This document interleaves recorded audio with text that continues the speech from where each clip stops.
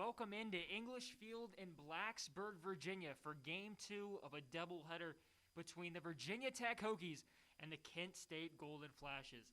The first game, Virginia Tech came out victorious 3-1 in a game pitched by Chris Gerard for the Hokies.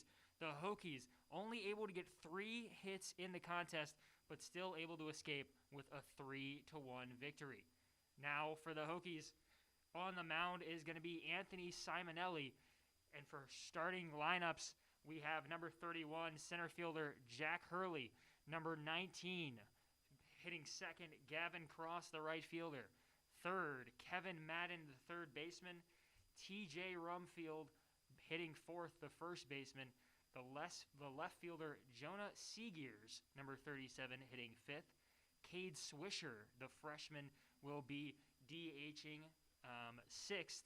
Seventh will be another freshman, and Tanner Schobel, number 8, the second baseman, hitting seventh.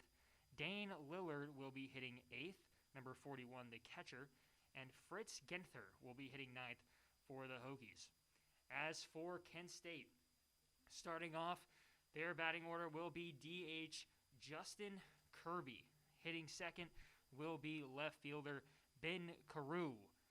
Hitting third will be Justin Minkus, the second baseman.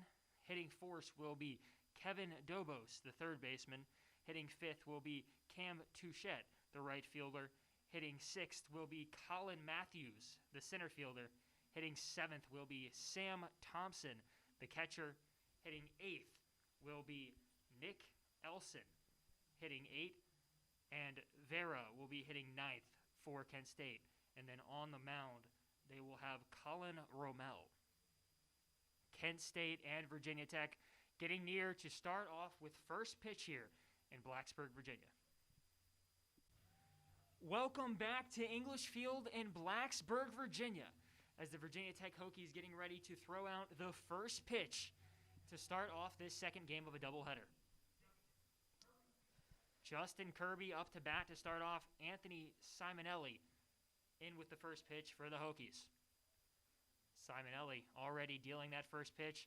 That's going to be hit by Kirby, and it looks lifted right to the first baseman, who is going to corral that one. That is TJ Rumfield, and a very, very quick first out in this one. So far, this first start, obviously, for Simonelli in only the second game of the season. He had transferred from both Coastal Carolina and St. John's River Community College. A big path for Simonelli, but finally making his home so far at Virginia Tech. And now up is the left fielder, Ben Carew. Here comes a pitch. Right down the middle for a called strike.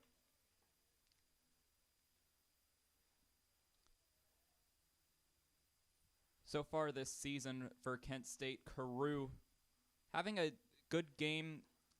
Last game, he had a double and a walk, came around to score back in the third inning, the lone run scorer for Kent State in Game 1. The next pitch ended up being a ball. 1-1 count. Here comes the pitch. Carew, swing and miss. And it looks like he actually got a bit on that one. That's going to be a called strike 2, though. Simonelli ready. Here comes the pitch. And Carew, and that one's just outside. 2-2. Carew tied 15th in the NCAA last season in doubles with 8. And we saw in Game 1 of this series another double for Carew to start the season in Game 1. We'll see if he can do it again in Game 2. And that one's high upside. 3-2, full count.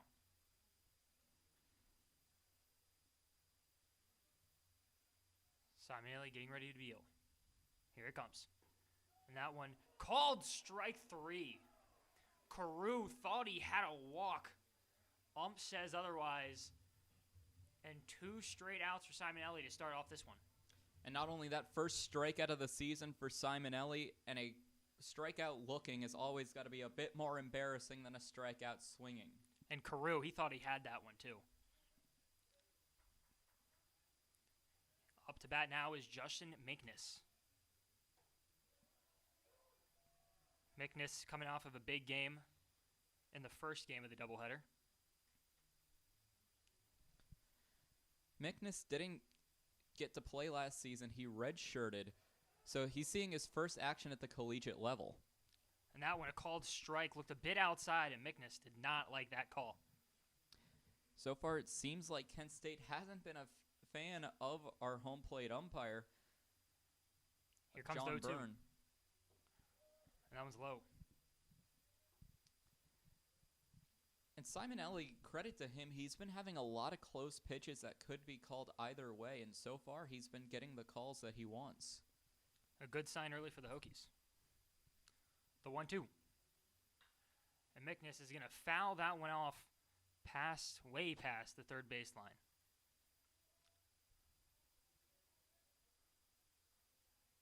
Looked just a little late on that one. Simonelli looking to close out a 1-2-3 inning for the Hokies. The 1-2 pitch. Mickness again, another foul out there towards the right baseline. Continuing to fight them off, and even though it's only the first inning, if you can get Simonelli's pitch count up, which he already has 11 pitches, that's going to be a good sign to go to the bullpen for the Hokies. It's a good sign for Kent State. Here comes the pitch. And that one's low for a called ball. That makes it a 2-2.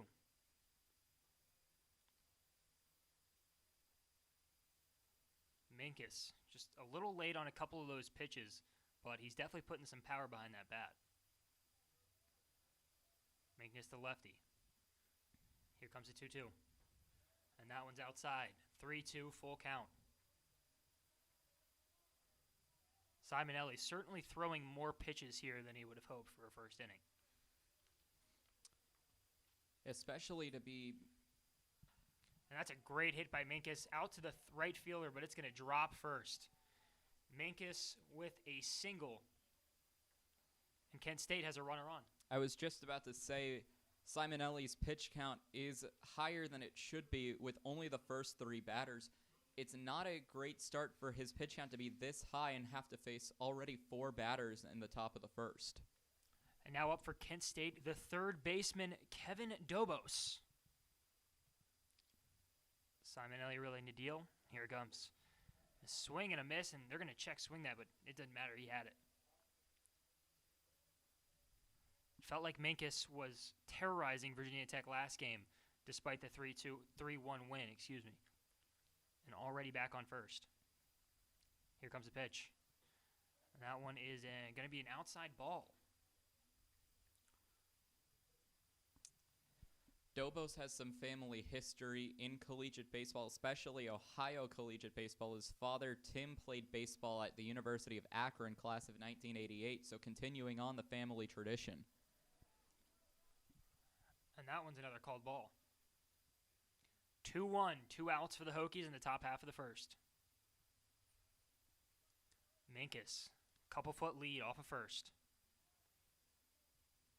Simonelli ready to deal. Here comes the pitch. And a good check swing there. That's going to be another called ball, make it 3-1. So Simonelli, after getting 2 outs to start off this inning, all of a sudden might find himself in a little bit of trouble. Having a bit of control issues, he's had 19 pitches so far, only 10 of which have been strikes.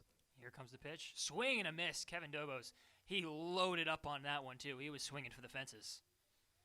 I think he knew with a 3-1 count, the ultimate hitter's count, he was trying to get a good swing, and unfortunately, when you take a lot of power, you substitute accuracy and couldn't make contact with the ball that time. Here comes the 3-2. And he's actually going to, and that's a foul ball right back near us, back to home plate. But the first, it looks like Minkus on first went ahead and tried to steal there, getting ready for the full count. Here comes Simonelli, getting ready to deal the full count. He's going to go ahead and take off again, but Dobos is going to strike out. A great pitch inside a full count, and Tech is able to escape without giving up anything. One runner makes it on in Justin Minkus, and Tech still scoreless going into the second half of the first inning. Welcome back to English Field in Blacksburg, Virginia. The Virginia Tech Hokies up to bat for the first time in this second of a doubleheader. Jack Hurley up to bat for the Hokies. Here's the first pitch, and that's a little outside for a called ball. Colin Romel on the mound for Kent State to start this one out. Hurley, the lefty, in the box. Here comes the pitch, and he gets a little bit of that one. That's going to be popped up towards the third baseman. That's going to be out of play, and just narrowly the left fielder made a sliding attempt at it, but couldn't quite get there. Probably less than a foot away from making a very impressive grab there for Kent State.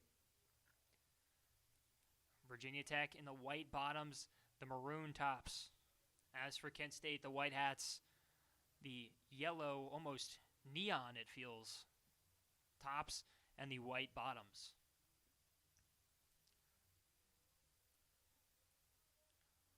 Hurley, Redding adjusting up his batting gloves now. Returning to the box.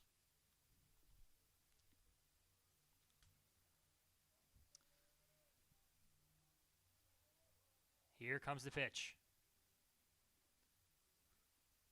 Hurley able to make contact with that one, and he's going to get a base knock just over the second baseman's glove, who nearly had a play on it. And the Hokies are able to get their leadoff man here on in the first inning. And Hurley, in his first appearance for Virginia Tech as a true freshman, a single in his first ever at-bat. A huge moment for Jack Hurley in his first collegiate game here in Blacksburg. Second up to bat for the Hokies, number 19, right fielder Gavin Cross. Hurley, one of the many names that did not play last game. Cross, one of which that did. And the pitcher is going to go ahead and throw that one back over to first. It looked like Romel didn't like the lead that Hurley had taken. Romel, the lefty, going up against the lefty and Cross. Hurley with a very short lead. Here comes the first pitch. Cross able to make contact right past the second baseman. Hurley nearly looked like he was going to try to beat one out to third there, instead deciding to stay at second. And just like that, the Hokies have a man on first and second with no outs. A great start to this back half of the first inning. And not only that, but you have your power hitter in Kevin Madden, the sophomore from Glenwood, Maryland, the home run leader for Virginia Tech in the abbreviated season last year with 3 home runs. It would be a huge moment for Virginia Tech to get their first home run of the season in the bottom of the first with 2 on. And Madden, we talked about it last game, that neon bat has got to be the brightest thing out on the field at all times. The Kent State uniforms are very close, but the bat takes the cake. Madden steps off a bit. Romel looks back to second. Here comes the first pitch. And that is going to be a called ball. Romel continuing to look back at second base. Back there at Hurley, who has taken some pretty sizable leads off of both first and second now. Cross on first. Hurley on second. Romel looks back to second. Here's the pitch. Madden able to make contact right back to the pitcher, though. Romel is going to get Madden at first, but now the Hokies move up into second and third base. 2 runners in scoring position with the first baseman TJ Rumfield up to bat. And a smart play by Madden, although Madden is the Hokies' power hitter. The important thing here is to not just get 1 runner into scoring position, but to have 2, and one of which only 90 feet away with 1 out. The Hokies are in a very good spot to score. And here comes the lefty Rumfield. Romel, here comes the first pitch. Just outside. And that one was a bit close to Rumfield there. Hokies with 2 on, 1 out. Bottom of the first. Romel, Redding. Here comes the deal. Rumfield kind of made a bit of a shrug there, but decides not to take the swing, and it's going to be a 2-0 count.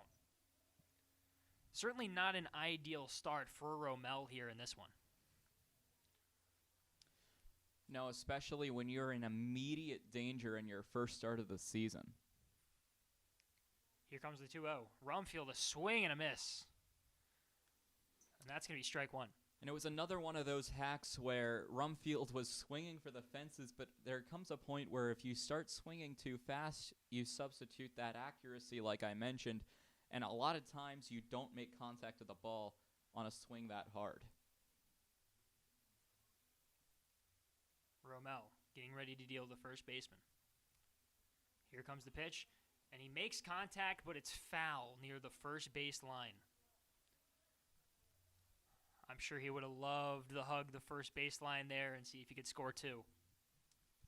No, and on the first baseline, what it seems like is that Kent State's right fielder Sam Touchette is playing so far, or was playing close to center field, but after that rip down the right field line, he's playing a little bit closer to the line himself.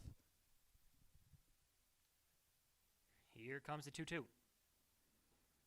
And that one outside. Man, Thompson did a great job of trying to frame that one up to the ump, though. And that's starting to become the strategy for a lot of catchers, not only in the major leagues, but in every level, trying to frame pitches. Anything you can do to get that advantage, you're going to try. Romel getting ready for the full count. 2 on for the Hokies. Here comes the pitch. That one's going to be fouled off. And that was straight back for Rumfield. The Hokies still 2 runners in scoring position, only 1 out in this one. Romel readying on the mound.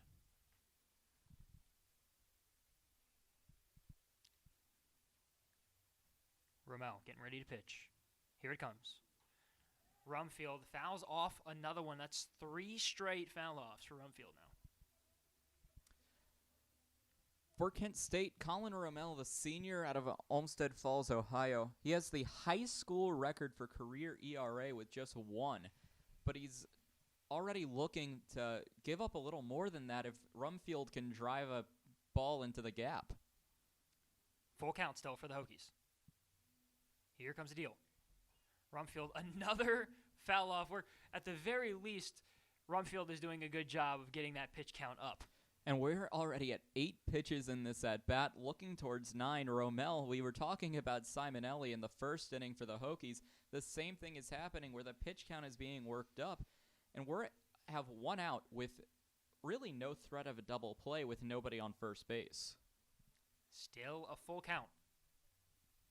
Romel, here comes the pitch. Rumfield, and that got him. Struck him out. That was a beautiful pitch there. It looked like maybe an off-speed pitch to the side, but he's going to get him. 2 outs now for Kent State. Runner still on second and third for the Hokies. And Jonah Seegears, the left fielder, up to bat. Romel, a strikeout artist, struck out 20 in 19 1/3 innings for the Golden Flashes last season, getting his first K in the new season. The righty Seegears. Readying for the pitch. Romel, here's the deal. And that one's outside.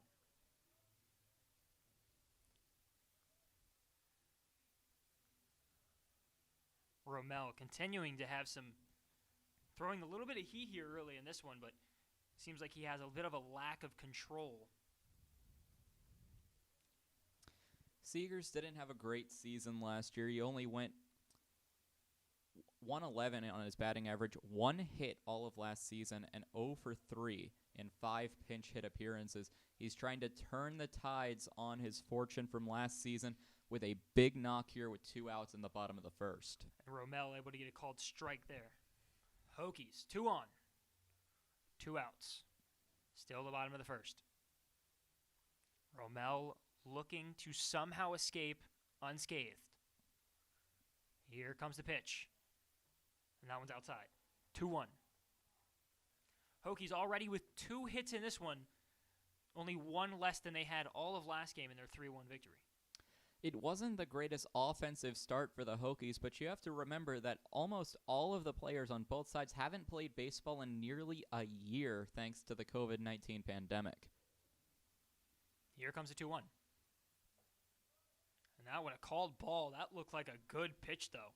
It was a great pitch. It caught the plate I shouldn't say that. It caught the vertical strike zone, but not the horizontal. I think it was just a bit outside of the plate for home plate umpire John Burns' opinion. We've already seen a lot of pitches here that could go either way. Now a 3-1.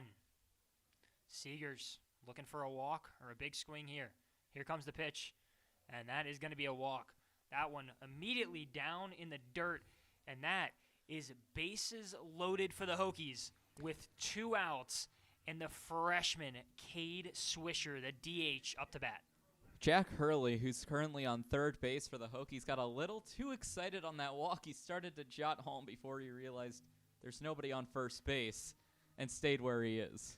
It's the true freshman. He's getting used to some Hokies baseball. You know, he's doing his thing.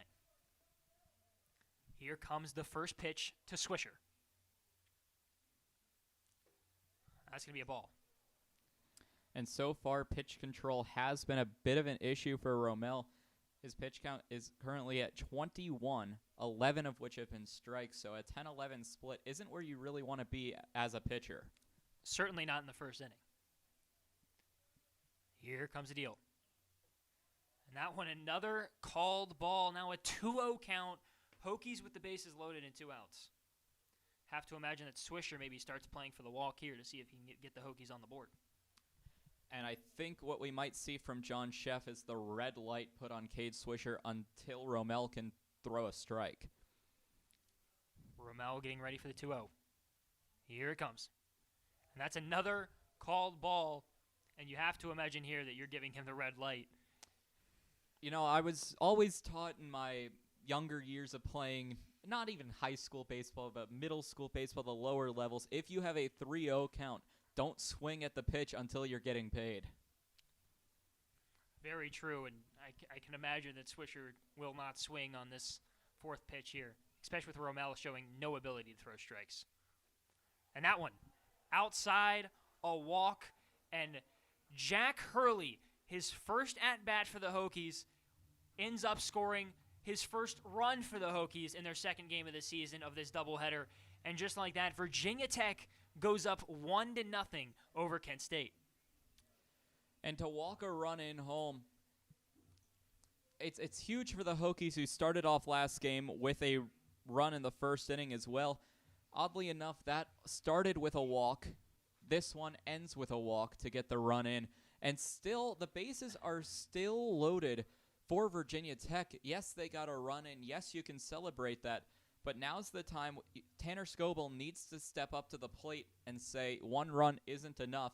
Let's put a lot of doubt into Kent State's mind. Let's put some doubt into Romel's mind, who's one of Kent State's big 3 pitchers from last season. And Cade Swisher, who just got that was his 4th walk today. First of this game, 3 last game. Tanner Scoble up to bat. Here's the pitch. And that one outside. Another ball here from Romel. We just talked about Swisher, the freshman, and we've seen plenty of freshmen do well. Hurley able to score. We have another freshman up to bat now in Scoble. Here comes the pitch. And that one, a strike. Feels like a first strike here in a bit. Yeah, after the 4-pitch walk to Cade Swisher last at-bat, the red light had to have been on for Scoble until that first strike was thrown. So I'm expecting that light now switching to green for the true freshman. Here's the 1-1. And Scoble, and there goes the green light. He'll hit that one. One run will score. And here comes a second. And the Hokies are going to go up 3-0. Scoble makes it to first. The Hokies now with 2 on, but not before 2 score in Gavin Cross and Jonah Seegers. It's the first inning, and the line score for the Hokies matches what they got in 9 innings. 3 runs, 3 hits. That was all they got in the first game through 9 innings. So there's got to be a lot of confidence in Virginia Tech to say, hey, we're back in form. We're an ACC school taking on a group of 5 school. It's time to play ball, and I think that's what they're starting to do. But for Kent State, it needs to be the opposite, that we can still play upset despite an early deficit. Now stepping in is Dane Leonard, the catcher. Romel, here comes the first pitch. And Dane, he got well a hold of that one, but it's ripped foul. right towards the Hokies bullpen. That one, if it would have been hooked just a bit more right, it would have hit the 330 sign out in left field. And we're talking about 2 more runs scoring, including Schobel from first. Dane, this is our first look at him today after he's one of 2 Hokies batters who did not play in the first contest. Rommel getting ready to deal. Hokies with 2 on, 2 outs. Here comes a pitch. And Dane, and that's going to be right up to the shortstop, who is going to flip it over to the second baseman. And Kent State is going to get out of the inning after allowing 3 hits just in the bottom half of the first inning. The Hokies already matching their totals from the first game of this doubleheader. And back in Blacksburg, Virginia here for inning number 2. Simonelli back on the mound, and here comes his first pitch. And he immediately hits Cam Sherchett. My apologies. That is a tough start to the second inning for the Hokies. I mean, I don't blame Anthony Simonelli. You have a long break with 8 batters for your home team Hokies. And you start to lose a bit of your arm. You got warmed up at the start of the first, and you have to immediately come in throwing pitches. And here comes the first pitch into Colin Matthews. That's a called strike. So now Cam Touchette already here on first base after only 1 pitch this inning. And now Kent State is going to see what they can do. Here comes a pitch, and that is another called strike. Back-to-back, nice pitches right down the middle from Simonelli after a hit by pitch.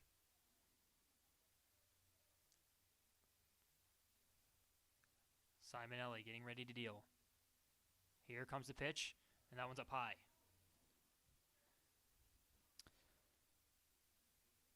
Touchette taking a nice about 2-foot break off of first base. And our batter, Colin Matthews, continuing the family tradition of college sports. And he's able to hit that one, and that's going to be popped up. And that might be the second baseman to get over there. Instead, it's the right fielder who gets it way out of play to the right side. And the Hokies are able to snag their first out of the inning. Right fielder Gavin Cross able to make the play, but man, it looked like second baseman Tanner Schobel was the one that nearly ran halfway across the field to get it. No, and it was Cross's ball, but I want to go back to Matthews, who just threw out. He's continuing on the family tradition. His mom played basketball at Siena. Dad played baseball at Eastern Michigan, transferring to Siena. That's where his parents met. Now he's continuing the tradition of college athletics, playing baseball for the Golden Flashes. Simonelli checking over to first. Didn't love that lead that Touchette had. And now up is Sam Thompson. Thompson swinging on the first pitch out to the second baseman, who's going to get it over to the first baseman, TJ Rumfield, for the second out of this inning. And it looked like Schobel, the second baseman, looked over to his shortstop and Fritz Genther, almost seeing if there was enough time for the double play. But Touchette just a little too fast over to second base. Hokies will definitely settle for another out, though. Great read there from Schobel. Certainly making it look like there certainly wasn't enough time to get that over to second. Simonelli getting ready up against Nick Elson, his first appearance of the day. That one's outside for the first pitch. So Kent State with 1 runner on second, 2 outs. Elson going to see if he can start some scoring for Kent State with a runner in scoring position. Grant Farah up on deck. Simonelli facing the righty. Here comes the pitch, and that one's outside. 2-0 start to this at-bat for Nick Elson. Elson, I've been talking a lot about family playing college athletics. His brother, he's a native of Kenosha, Wisconsin. His brother Anthony playing collegiate hockey at Wisconsin Oshkosh. And Elson gets under that one. That might hit the gap, and that's going to be out to the right fielder. A good play by Gavin Cross. He had to make up a lot of ground on that final play. Right underneath the nameplates on the warning track, Ellison got underneath that one, just not enough to put it over the wall. And just like that, the Hokies will take a 3-0 lead into the bottom half of the second inning, seeing if they can continue to build up that lead from the first.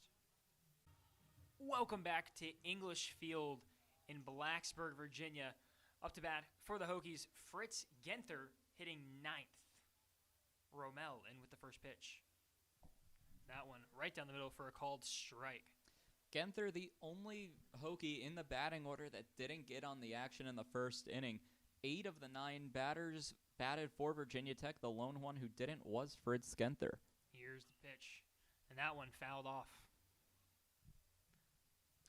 Genther, a good season last year, but you definitely don't want him on the base paths if you're Kent State. He batted .260 last year and was 8 for 8 on stolen base attempts. Genther, the righty, readying up for Rommel. The 0-2. Genther right at the third baseman, and he will ground out. Elson able to make the grab from Dobos. And a good start for the inning for Kent State and Rommel after that very, very tough first inning. Almost could have been disaster for Kent State as Elson had to reach far down into the dirt to make the play. Fortunately, coming up with the ball for Kent State, but it nearly could have been the first error for either side this season. Now freshman Jack Hurley up to bat for the second time today. Here comes a pitch. And that's going to be a called ball. The catcher could not corral that pitch. Hurley already scored 1 run today. Rommel getting ready to deal. Here's the pitch. That one called strike, and you could hear that one kind of reflect off of the glove. There was some heat on that pitch from Rommel. We've seen some flashes of speed from Rommel, no pun intended with the golden flashes, but it seems like the Hokies have been able to solve that speed. And a called ball there. Now a 2-1 count. Hurley already off to a good start here of his Tech career. Rommel in the 2-1. And that one right down the middle for a called strike, 2-2. Hurley, a multi-sport athlete, choosing to go down the baseball path. He played small forward for State College High School's basketball team, the native of Boalsburg, Pennsylvania. 2-2 count, and that one is going to be a called ball, and that one looked like it hit the dirt before it got to home plate. It's one of those just a bit outside, just a bit low in the dirt, a few feet in front of home plate. Now a full count for Rommel. Here it comes. Able to hit that one. That's going to go straight to the first baseman who's going to grab it, flip it to the pitcher, but he's safe. A great diving effort there from Hurley. It looked like he was out before the slide. Well, I've always been taught never slide into first because it doesn't matter if there's a tag. It's only if the runner steps on the bag. I didn't see any reason for Hurley to slide into first base. There was no tag coming. I'm not sure what the strategy was there. It ended up working for Hurley in that, a very other bizarre than maybe spot. A distraction on Elson, but other than that, I'm not sure. First pitch in from Gavin Cross, fouled off. Certainly looked like the first baseman had the beat on him to flip it over to the pitcher. Somehow in the commotion, it looked like Hurley was able to get called safe with no dispute. So now 1 on, 1 out for the Hokies. Rommel going to throw it back to first. Did not like Hurley jumping around there a little bit. Cross to lefty. Rommel ready to deal in the 0-1. Taking a long look at first and Hurley. Here comes the pitch. Cross able to get all of that one. That's back to right field. Did he get enough of it, though? On the warning track, that's gone. Gavin Cross, a blast to right field. And the Virginia Tech Hokies now up 5-0. And now we go back to the great Hurley dive to get safe on first. And now it's a 5-0 game. Hurley touches home, And now the celebration with him and Cross. Gavin Cross, a huge swing and home run. His second year, his first collegiate home run for Gavin Cross. Man, and the Hokies in the dugout are pumped as Cross returns. That was a fantastic blast that ended up all the way back in the Kent State pen, Tyler. I would say that traveled around 350 feet if we're scoring it. That was a bit more towards the 375 sign under the scoreboard. Down the right field line is 330. Had a few extra feet over the wall as well. Now Kevin Madden into bat for the Hokies. Takes a first pitch called strike. Romel having a tough start to this one, already giving up 5 runs. Still only 1 out in this one. Madden takes a called ball. Now 0-1.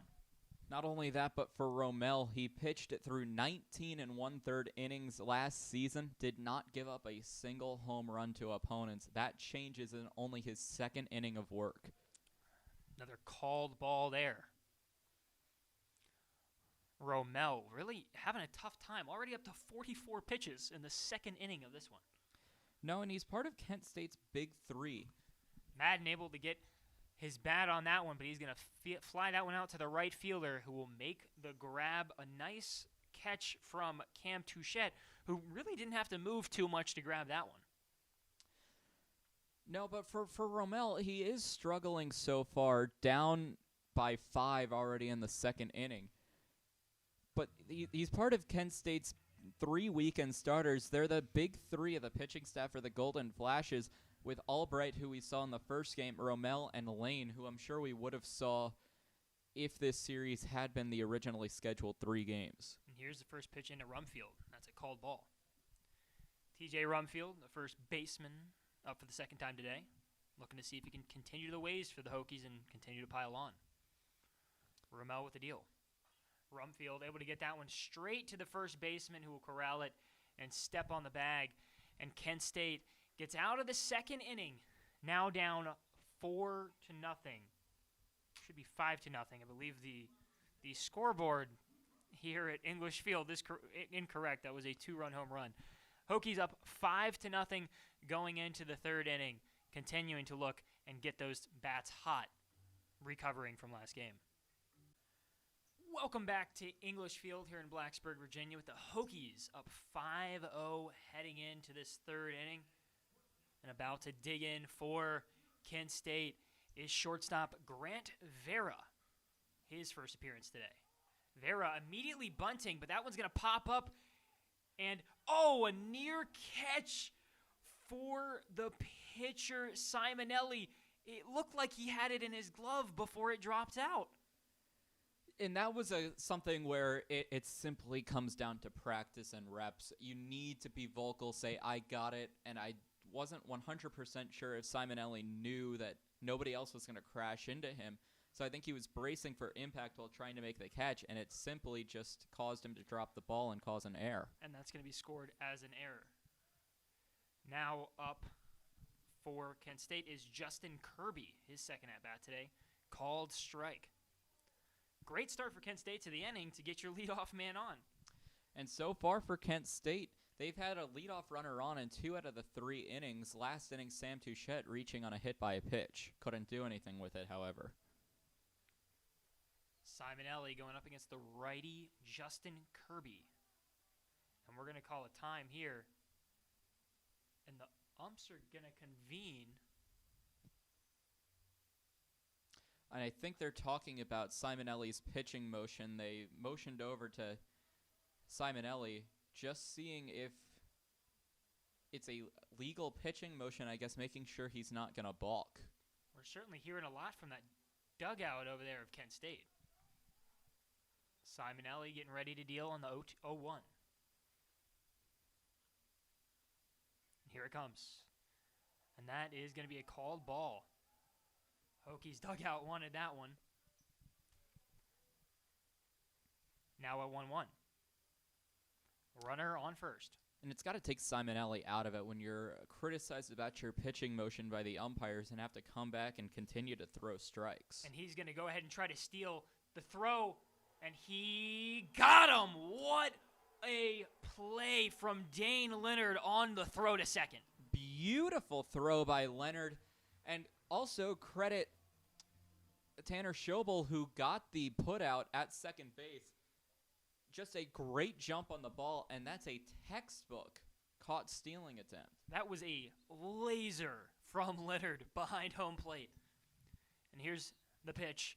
And Kirby lifts that one. That's going to be fielded out to the right fielder, who has to make up a little bit of ground, but is able to grab it for the second out of the inning. And now the Hokies. Kent State with one on. You're in a good spot, and instead caught stealing. And now you have none on and 2 outs. Just how quickly something can change with being caught stealing. And now you have a dangerous hitter in Carew up to bat for Kent State. And Carew swing and missed on strike 1. He did strike out in his last appearance, but as I mentioned earlier, he was 15th in all of college baseball in doubles with 8 last season before the season was cut short. He got a double in Game 1. He's trying to continue that streak. Simonelli called ball there, now 1-1 count. Simonelli, great start to this game. And here comes the pitch. Carew swing and a miss. And man, he's got some power on that bat the way he's swinging that. So again, Simonelli able to allow one on to start an inning and get out of it. For Carew, he had 20.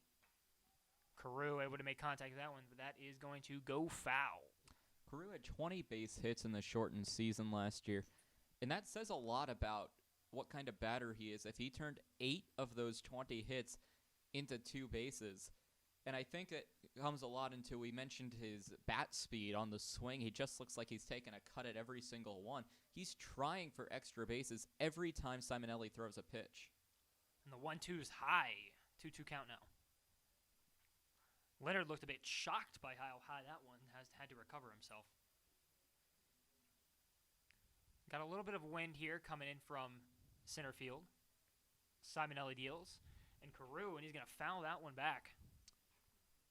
Carew not only the leader in team doubles with 8, but also the top hitter on Kent State from last season, batting .377, trying to work his way up. He's batting .250 currently. Simonelli getting ready for the 2-2, and he steps off. None on, 2 outs. Here comes a pitch, and Carew struck him out. Carew just got caught reaching to the right side of the box, and the Hokies take a 5-0 lead into the bottom half of the second inning, and some great pitching from Simonelli early in this one. We'll be right back from 3304 Sports. Back in Blacksburg, Virginia for the bottom of the third inning, the Virginia Tech Hokies up 5-0 over Kent State, and now up to bat is Jonah Seegers, the left fielder. Here comes the pitch from Rommel, and that one's going to be a ball. Now it looks like we have some activity in the Kent State bullpen right now, which appears to be number 34. Yeah, Ryan Lane seems to be warming up in the bullpen. He's the last piece of Kent State's big 3. He was supposed to get a start on what would have been today's game if this series had remained a 3-game series. It looks like the coaching staff and Jeff Duncan, the head coach of the Golden Flashes, wants to get him some reps heading into their second series. Rommel gets a called strike, and here comes the 1-1. Seegers gets out of the box. Now Rommel ready. Here's a pitch. That one straight down the middle, called strike. And again, I'm not sure anything sounds better up here in the press box, Tyler, than hearing when that pitch hits the glove when it's a nice fastball. We've seen that a lot from Girard in the first game, but now Rommel digging into the 1-2, and that one's going to be a called ball, just low down to Sam Thompson.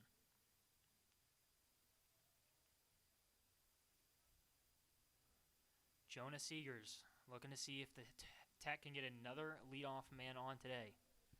And that one's low.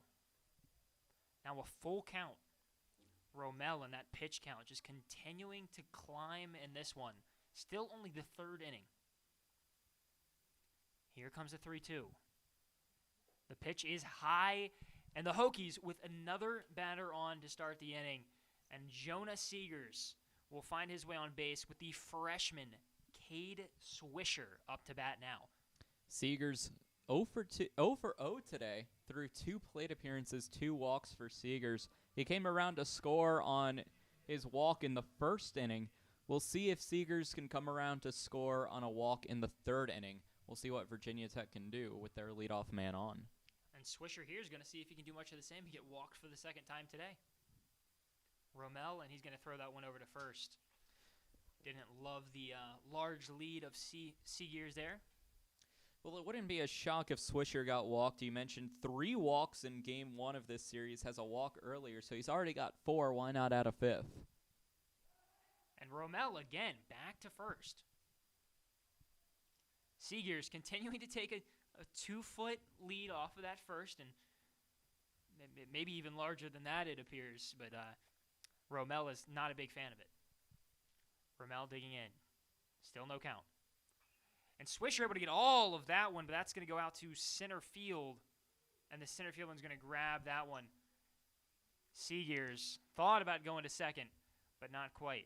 Man, when that one hit the bat, Swisher felt like there was a lot of power on that one, but especially if you're trying to go 400 to center field, that's going to be a tough ask. Not only that, but the flag's blowing inwards. The wind is definitely not going to help any balls get out of the yard today, especially to dead center.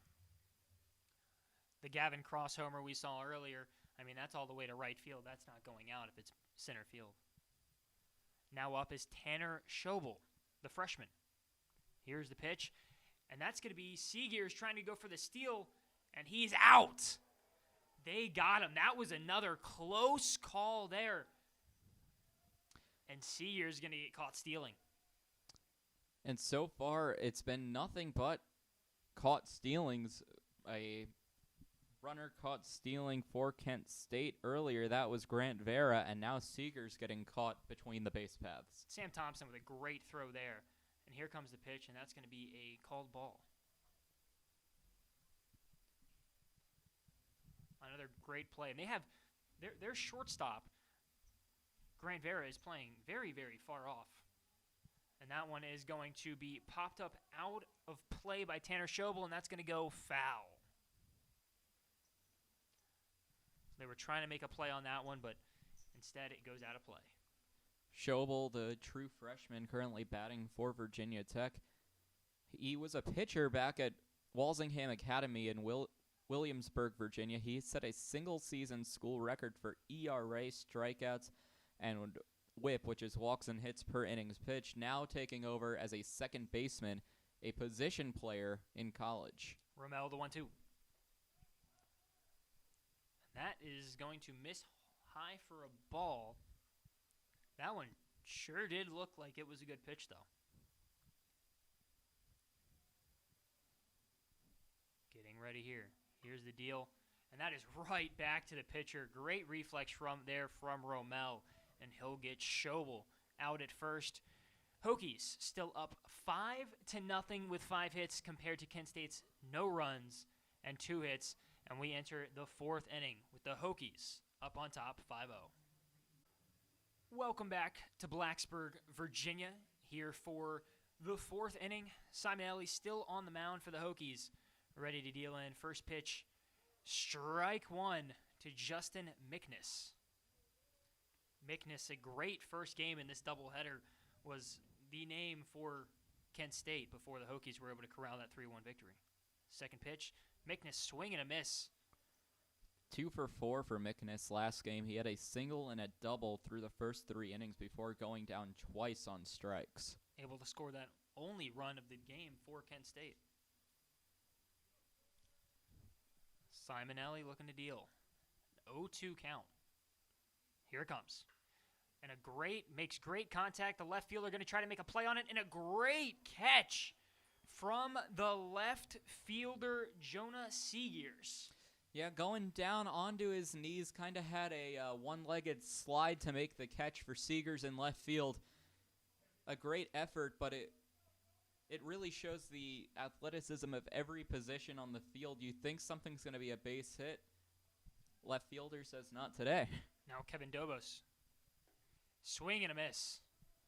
And man, these last few Kent State batters, they are coming into the box, and they are swinging for the fences. Here comes 0-1. That's a high ball. With it being the fourth inning, I think Kent State wants to try to cut into that 5-run deficit that they've accrued. And you have to start making a few power moves if you want to make big plays to get back in the game. 1-1, and Dobos is going to foul that one way behind home plate. Small ball hasn't been working so far for the Golden Flashes. As we've seen in the last game, they only scored 1 run. It was off a Mickness double who just... It was just off a Mickness double who's up to bat. Excuse me, I don't know what I'm talking about here. Here comes the righty Mickness. Mickness just flied out to left. Right. Thank you. Here comes the pitch, the 2-2. And that one's a ball. Now a full count, 1 out for the Hokies, none on. Kent State really just looking to see if they can hit into that lead. And Dobos able to get contact with that. He's going to pop that one up, and it looks like it's going to be the second baseman to make a play and corral it. A nice catch there from Tanel Schobel, but he had plenty of extra help, including Gavin Cross there to help him.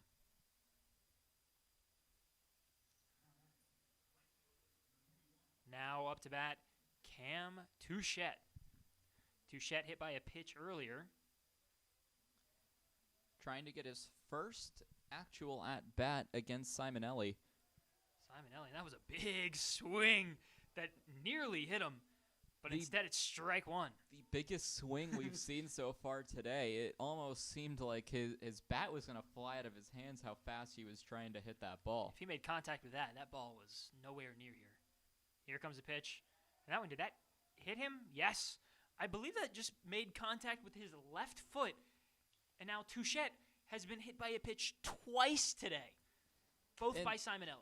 And they were both breaking balls. It's not Simonelli trying to get back at Touchette. It's just an unfortunate placement. I think Touchette is a bit too close to home plate in the batter's box for Simonelli's liking. Touchette was playing up against the box last game as well, which actually caused, I believe it was, Gerard to throw one near him.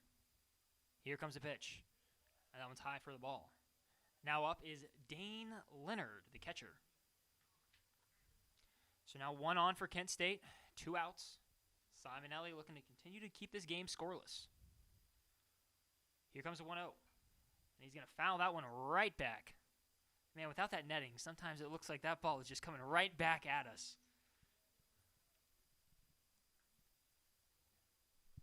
Now we have Colin Matthews up digging in. Touchette on first. Simonelli, the 1-1. And another foul right back, and that one made a very, very loud thump against English Field.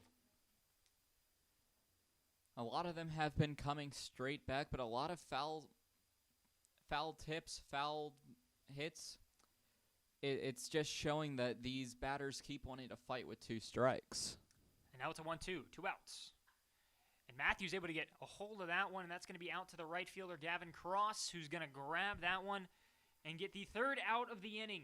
The Hokies up 5-0, and we will take a short break here before the back half of the 4th inning. Welcome back to English Field. The Hokies up 5-0 right now. And now up to bat for Virginia Tech is the catcher, Dane Leonard.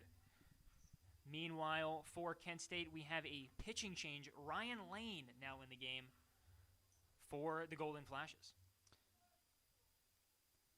Here comes the first pitch. Ryan Lane. Right down the middle for a called strike.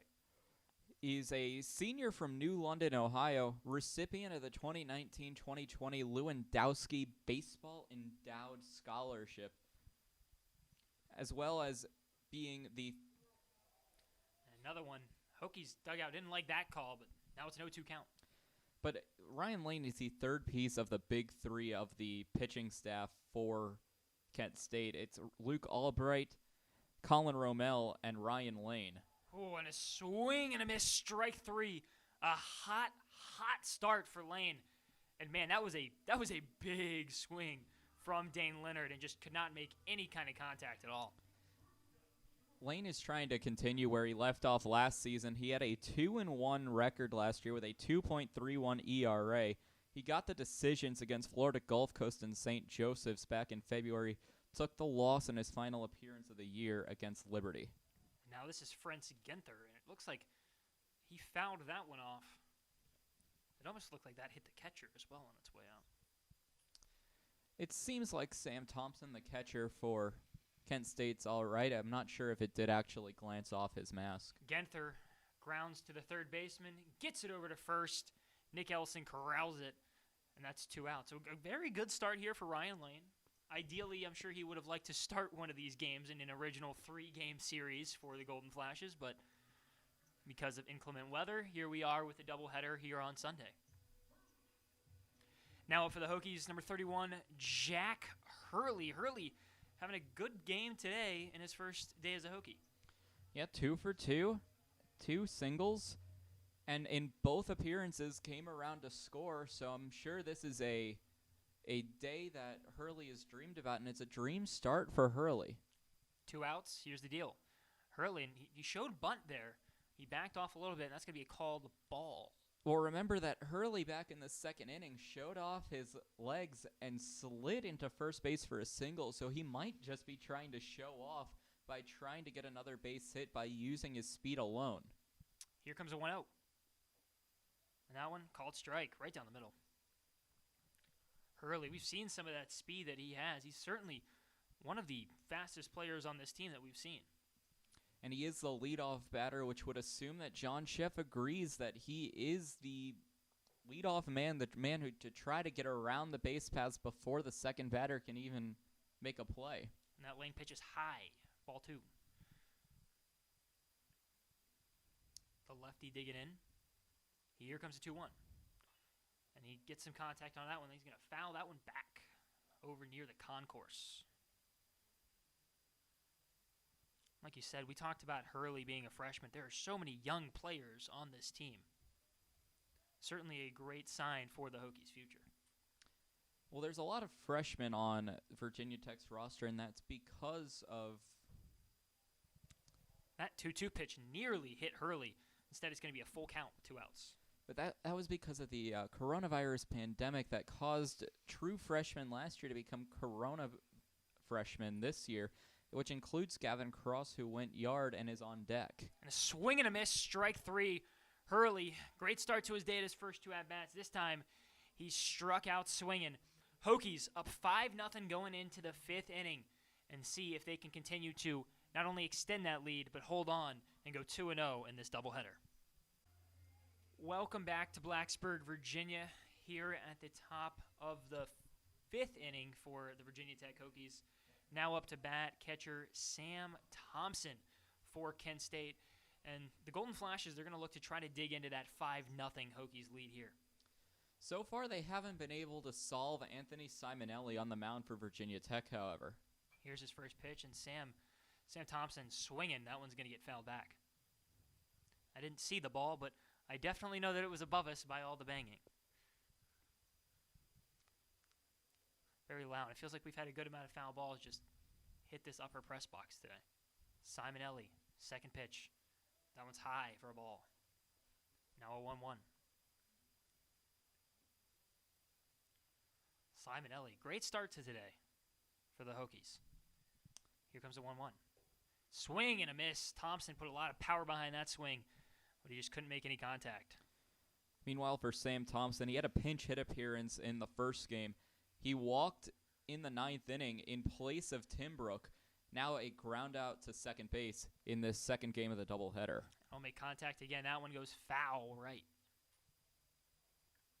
That was a loud contact from the ball and the bat. 1-2. Here's the pitch. That one's high for a called ball. Simonelli is led on a leadoff hitter here a couple of times.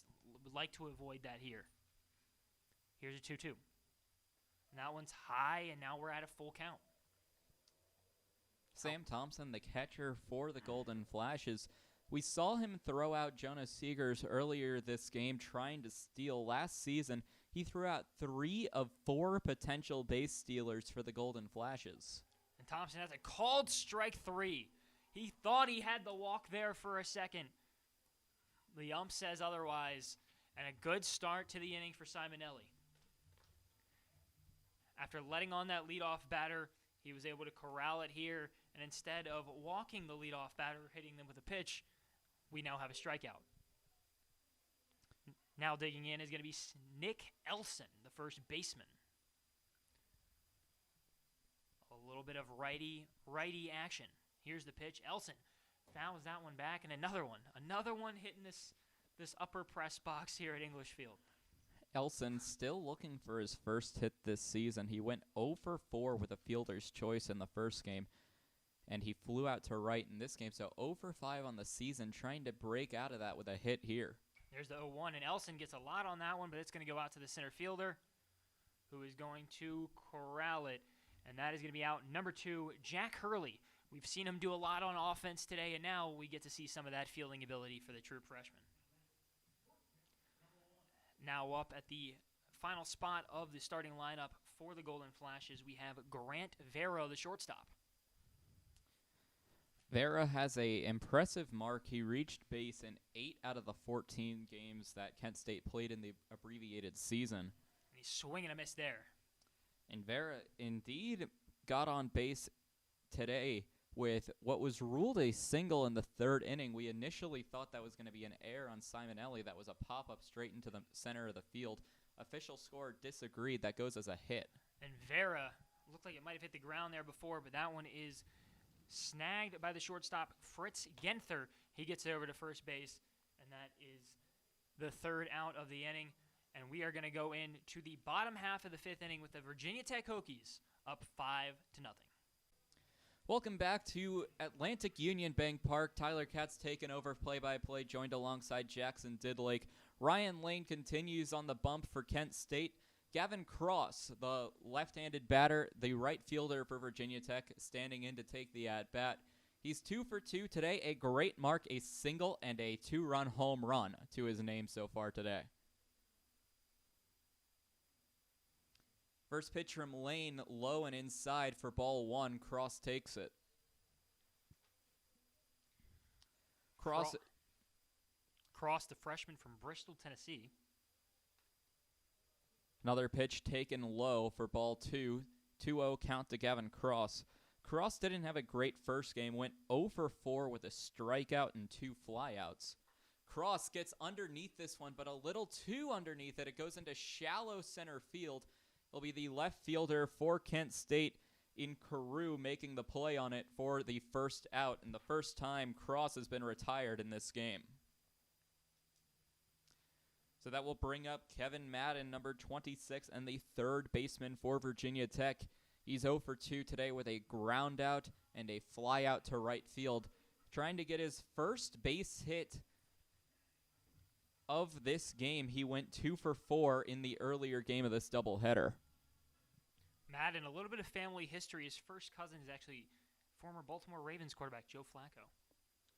Got a lot to live up to. Lane's pitch goes in, grazes off the shoulder of Kevin Madden, and he'll take the free pass to first base. The first time Kent State has hit a batter. I could not tell if that actually hit him or not. I assume it did now, but that was very close. That was a bit, he was crowding the plate a little bit, it looked, but certainly nicked him. From my perspective, it looked like it came close, but I think since he dove out of the way, they might have gave him the hit by pitch since he was clearly trying to avoid the pitch. But either way, Madden gets the pass to first base, which will bring up TJ Rumfield, 0 for 2, a strikeout and ground out to first. Rumfield, line drive into left field. Tracking back on it is Carew. Carew, just about 3 steps away from the warning track, will make the catch for the second out of the inning.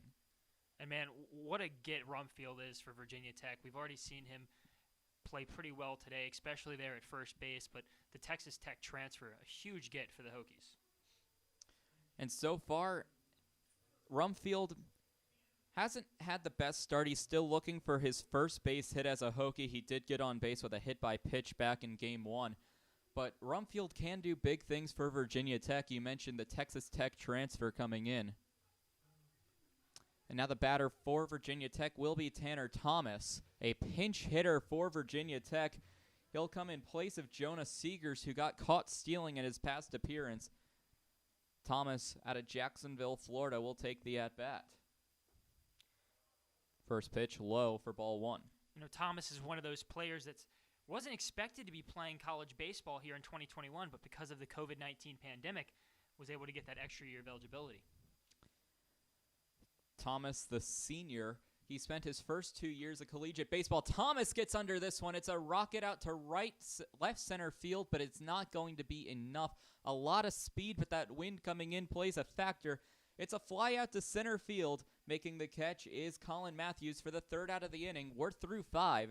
Virginia Tech up 5-0. Welcome back. Top of the 6th inning. Kent State trying to break their shutout streak through what is now going to be 11 innings. Haven't scored since the 3rd inning of Game 1 of this doubleheader. And they're going to try to change things up with a pinch hitter in the designated hitter column. So out goes Justin Kirby. In comes Eric Wentz, the junior out of Hudson, Ohio. Wentz, formerly of Indiana Wesleyan, transferred over to Kent State for the 2020 season, where he appeared in 8 games.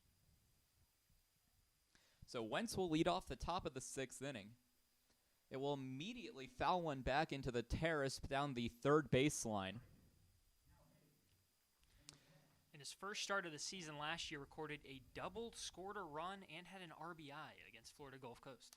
Had a good season, batted .238, 5 hits, including 3 doubles in those 5 hits. Wentz, a shallow fly ball into left field. Racing after it is Kevin Madden from third, but it will fly over the Virginia Tech dugout in left field for a foul ball. So an 0-2 count to Eric Wentz. And we've talked about a couple guys already today getting caught stealing. Wentz, one of those speedy guys that can steal bases, 3 of 3 last year. Wentz spent his freshman year at Indiana Wesleyan before transferring to Kent State last year. Another foul ball goes deep into the left field foul territory. Actually goes over the wall and out of Atlantic Union Bank Park's grounds down the left field foul territory. 0-2 to Wentz. This one's going to be grounded to first base, and it will go as 3 unassisted as TJ Rumfield makes the play for Virginia Tech, which will bring up Ben Carew, the left fielder for Kent State. Carew is 0 for 2 today. Simonelli has had his number, 2 strikeouts, 1 swinging, 1 looking. And just 2 years ago, Carew led the MAC with a .406 batting average. A dangerous hitter for Kent State. Virginia Tech has seemed to contain him. Carew showing bunt, pulls back, and gets the called ball. An interesting strat by Carew. Have to imagine he's doing anything he can to knock Simonelli off of his number. There is a bit of action in the Virginia Tech bullpen. Second pitch in the Carew at bat is outside. It looks like a double-barreled action in the Virginia Tech bullpen. No, excuse me, just one pitcher warming up for the Hokies. Not sure who that is. Another pitch goes outside for Simonelli. This is a 3-0 count. And we mentioned it earlier in this game, but with a 3-0 count, you got to imagine the red light is on for Ben Carew.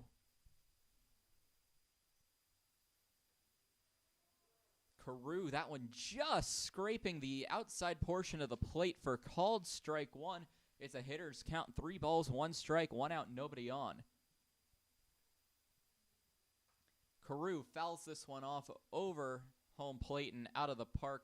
5-0 Virginia Tech leads in the top of the 6th. Kent State trying to make a comeback of 5 runs, however, only 2 hits to their name so far today. Carew, another foul ball. Third base coach for Kent State having to make a couple of steps forward to avoid that. I believe that's Barrett Serrato, the recruiting coordinator. Or excuse me, that's going to be Yes, Barrett Serrato, the recruiting coordinator for Kent State, as the third base coach. Carew, the native of Appleton, Wisconsin. And Carew will foul another one off, so a battle between Carew and Simonelli. 7 pitches in this at-bat so far, full count. And Carew, he knows his way to get on base. Led the Golden Flashes last year with a .468 on-base percentage. This one goes back again, hitting off the wall of the press box, bouncing back down into the stands. So now 8 pitches in this at-bat between Carew and Simonelli, with the 9th on the way. They're going to have a lot of dents in this press box after this doubleheader. 3-2 from Simonelli again, and another one fouled off. And another dent added to the press box at Virginia Tech. 9 pitches. This is now our longest at-bat in terms of pitch count today. 10th pitch on the way from Simonelli to Ben Carew. Another one fouled off. This one will avoid everything by going over everything and out of Atlantic Union Bank Park. Simonelli is certainly throwing some heat. It looks like Carew just can't make the full contact. Flags are still waving inwards towards home plate coming from center field. Here comes the 11th pitch, and Carew fouls one into the screen. A battle between Simonelli and Carew, and this is always a fun and intense moment where you have these double-digit pitch at-bats where you're going to wonder who's coming out on top. This is as good as the pitching duel gets right here, Tyler. The 12th pitch from Anthony Simonelli on the way. He shakes off, waiting, looks into his glove, and gets the signal.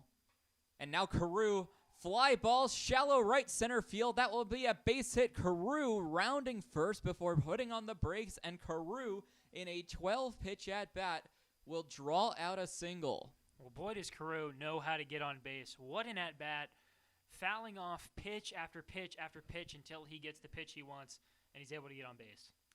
And now we're going to take a break in action as it looks like it's John Sheff making his way out of the dugout to Simonelli after that 12-pitch at-bat.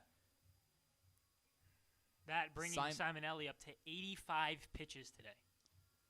Simonelli offered up the ball, and indeed he will. Simonelli, through 5 1/3, finally takes the bench after a huge battle with Ben Carew. We'll get you all you need to know on the new Virginia Tech pitcher when we return on 3304 Sports. Welcome back. Anthony Simonelli's day is done here in Game 2. Tyler Katz joined alongside Jackson Didlake on 3304 Sports. Replacing Simonelli on the mound will be number 30 in Peyton Alford. Simonelli able to put together a good day, pitching 5 1/3, only allowing 2 hits, able to help the Hokies get out to this 5-0 lead before finally calling it a day. 4 strikeouts for Simonelli, but looking forward to Peyton Alford, the senior out of Knoxville, Tennessee. Spent his first 2 years at Walters State Community College.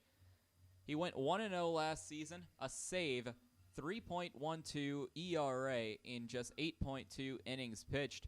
But he was tied for 35th in all of college baseball in appearances alone. So he's getting his first appearance for Virginia Tech in the 2021 season, and expect a lot more if the stats remain the same. And Alford previously went to Walters State Community College before making a transfer over to Virginia Tech, where he certainly found a home there on the mound. Alford trying to match up to the legacy that his older brother left. Tyler Alford won the 2013 NAIA World Series as a catcher. But meanwhile, younger brother Peyton pitching at the Division I level for Virginia Tech. The first batter he'll face will be Mickness. Mickness, a huge swing, swinging for the fences, trying to feel out Peyton Alford. Justin Mickness, 1 for 2 today. He had a single all the way back in the first inning.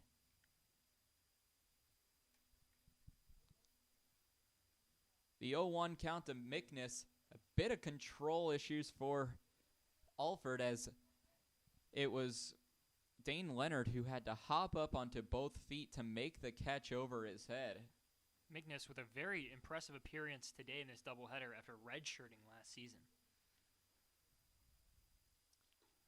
Pitch from Alford goes high and outside for ball 2. 2 balls, 1 strike to Justin Mickness, the second baseman for the Golden Flashes. Sophomore, previously named the District Rookie of the Year during his time in high school in Dubois, Pennsylvania.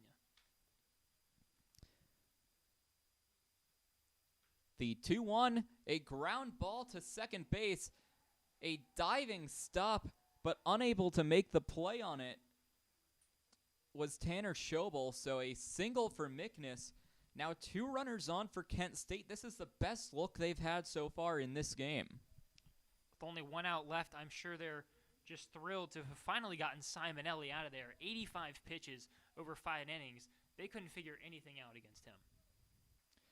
So it will be Kevin Dobos taking the at-bat with 2 runners on. Now it will be Mickness on first, Carew on second base. Dobos 0 for 2 today on Simonelli's pitching with a strikeout and a pop-up to second base. First pitch to Dobos is outside for ball 1. Bit of action in the Kent State bullpen we could be seeing Ryan Lane relieved for in the next couple of innings.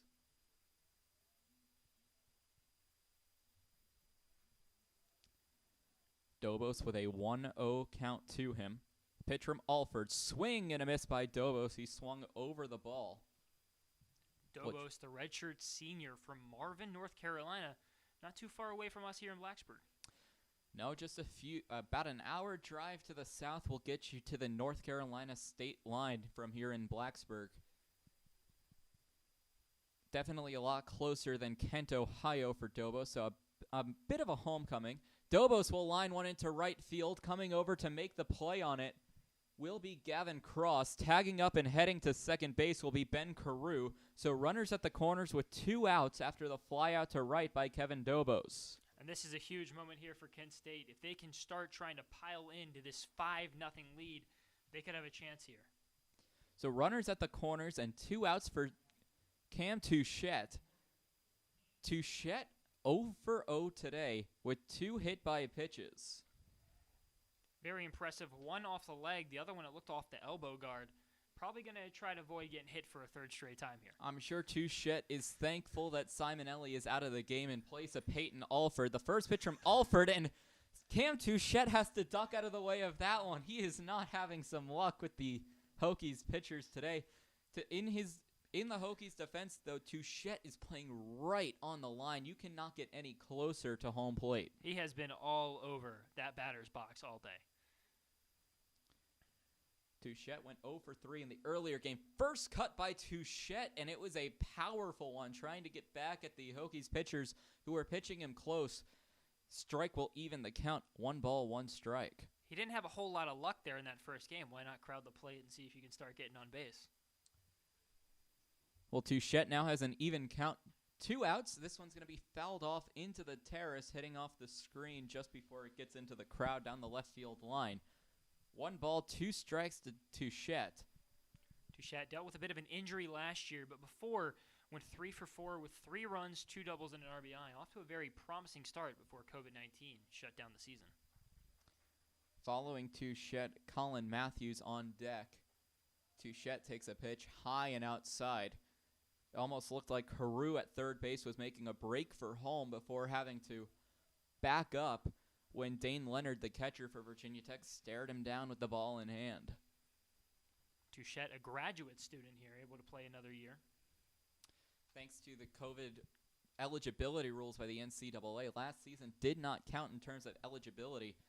Alford's pitch is low in the dirt, and Cam Touchette has worked a full count. 3 balls, 2 strikes, 2 outs, and runners at the corners with Virginia Tech up 5-0 here in the top of the 6th. Man, this is a huge pitch right here, Tyler.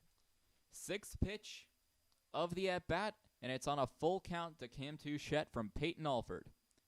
Touchette fouls it off into the screen. And that was close. That looked like it may have hit the shaft of his bat.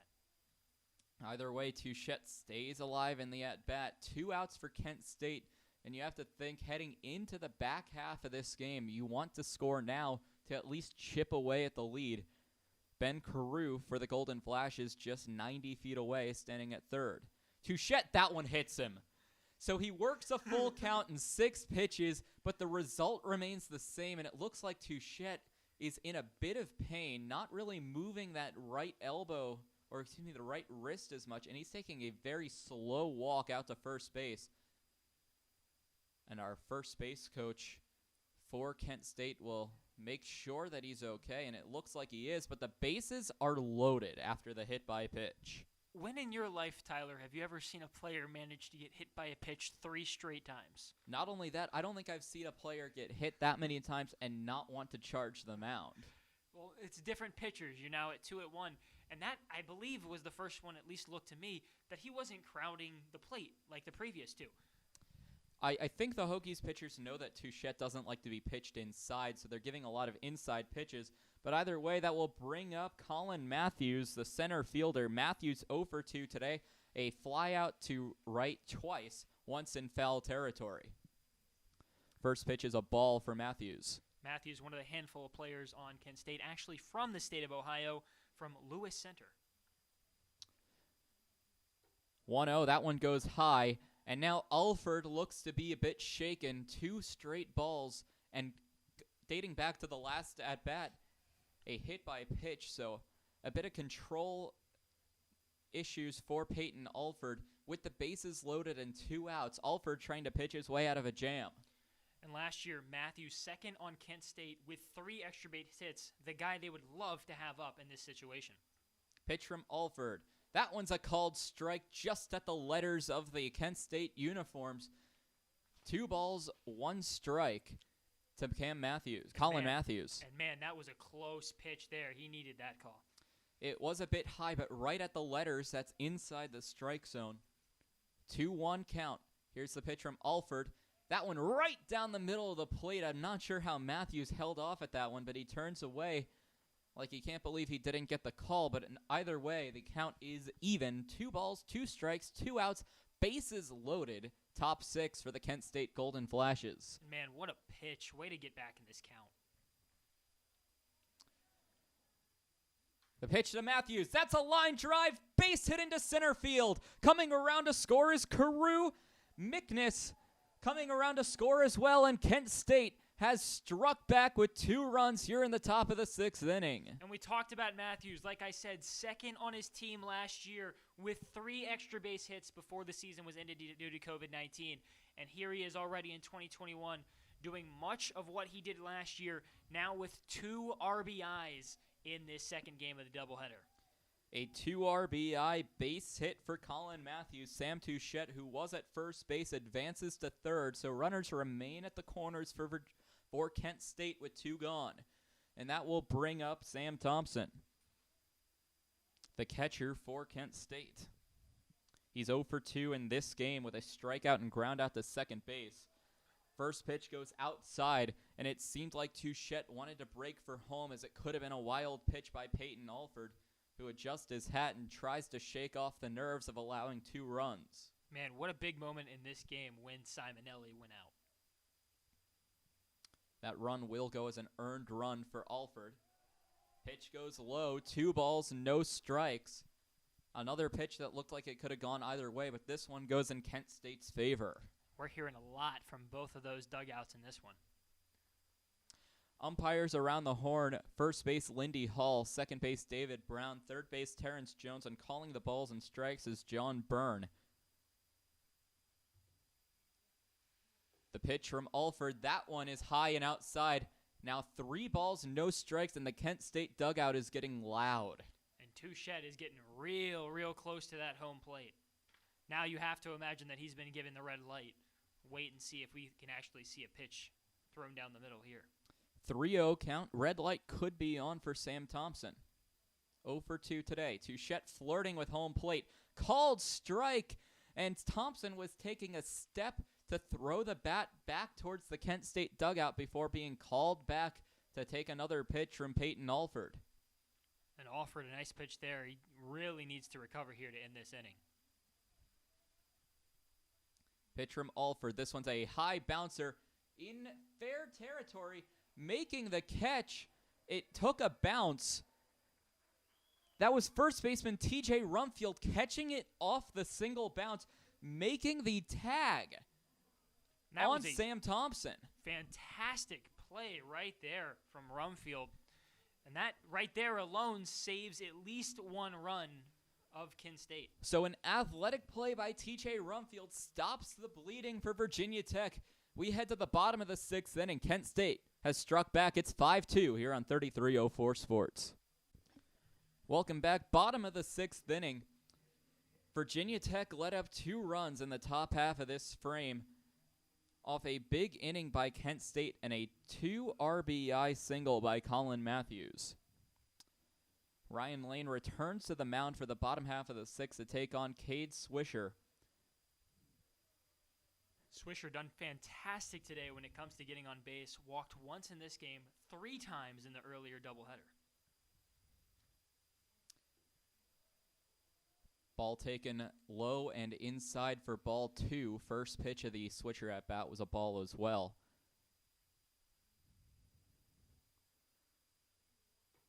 And a pitch right down the middle of the plate from Ryan Lane.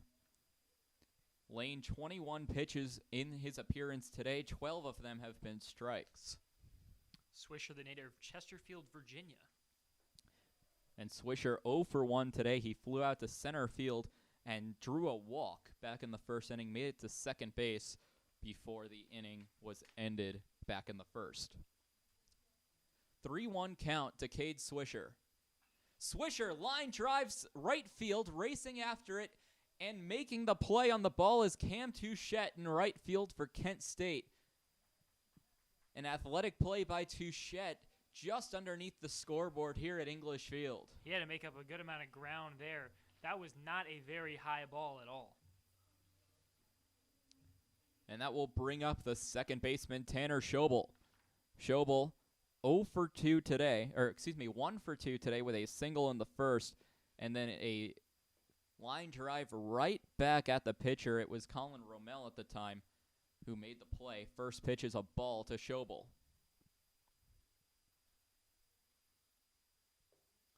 Schobel check swing, checks down to third.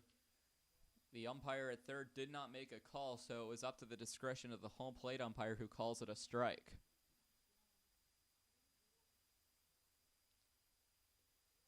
Goes low and outside for Cade Swisher. 2 balls, 1 strike, 1 away. Just 2 balls, 1 strike. And Schobel, a star during his time in high school, won 2 state championships and was a 4-time All-State nominee. Fourth pitch of the at-bat is a ball, 3-1 count. Here's the pitch. That goes outside, and Tanner Schobel will draw a walk. First walk of this season for Schobel. And both Schobel and Swisher, who we just saw line out, both freshmen. We've talked about how young this team is. With those guys, those are people you're going to have on this roster here for a while. And a lot of that production and walks we've seen so far today have been from a group of freshmen. Schobel's first collegiate free pass to first base, which will bring up the catcher, number 41, in Dane Leonard. First pitch to Leonard, a foul ball down the third base line. Leonard 0 for 2 today with a fielder's choice and a strikeout swinging back in the 4th inning. That was actually the first at-bat, or the first batter that Ryan Lane has faced. So Lane now going through the Virginia Tech order once.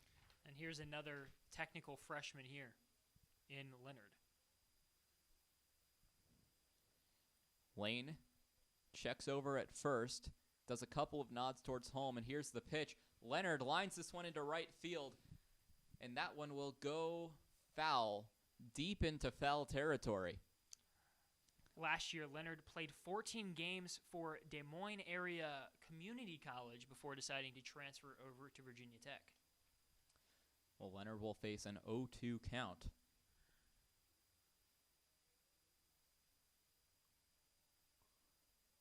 With Schobel standing on first. Swing and a miss. Schobel takes off for second. High throw goes into center field, and Schobel will take advantage by jogging over to third. And that's a tough error there for Kent State. And it's going to be called a double play I believe they called interference on Schobel at second base. There were a couple of hand signals from the umpire, so it will go as a strikeout, and I believe interference at second base on Schobel, which will end the Hokies' half of the sixth. That was quite the call there. A very bang play. So it looked at one moment like Schobel was going to take third. Instead, he gets called out on the play. We head to the seventh inning, 5-2, Virginia Tech. Welcome back to Atlantic Union Bank Park. Tyler Katz joined alongside Jackson Didlake on 3304 Sports. It will be Nick Elson at bat for Kent State. A bit of an explanation about what happened in the bottom of the sixth inning. After Dane Leonard struck out, he got in the way of Sam Thompson, the catcher for Kent State. And that was ruled as interference on Dane Leonard, which immediately called Tanner Schobel out before he even slid into the bag, which caused the ball to trickle into center field, which allowed Schobel to take third. So they did call interference on Dane Leonard. First two pitches of this Elson at-bat have been even. 1 ball, 1 strike to Elson. We had a quick foul off there, and then that other one, it looks like he just completely lost control of that pitch. Alford's second pitch, that one's going to hit off the top of the glove of Dane Leonard. And Alford has been struggling with control so far today. 27 pitches, 13 of them strikes, so that's a little under half that have been strikes for Peyton Alford in his appearance so far. Alford, that one's going to go high. Batters count 3 balls, 1 strike, nobody out for Nick Elson. And before that last pitch, that was 2 straight balls that ended up well behind the catcher.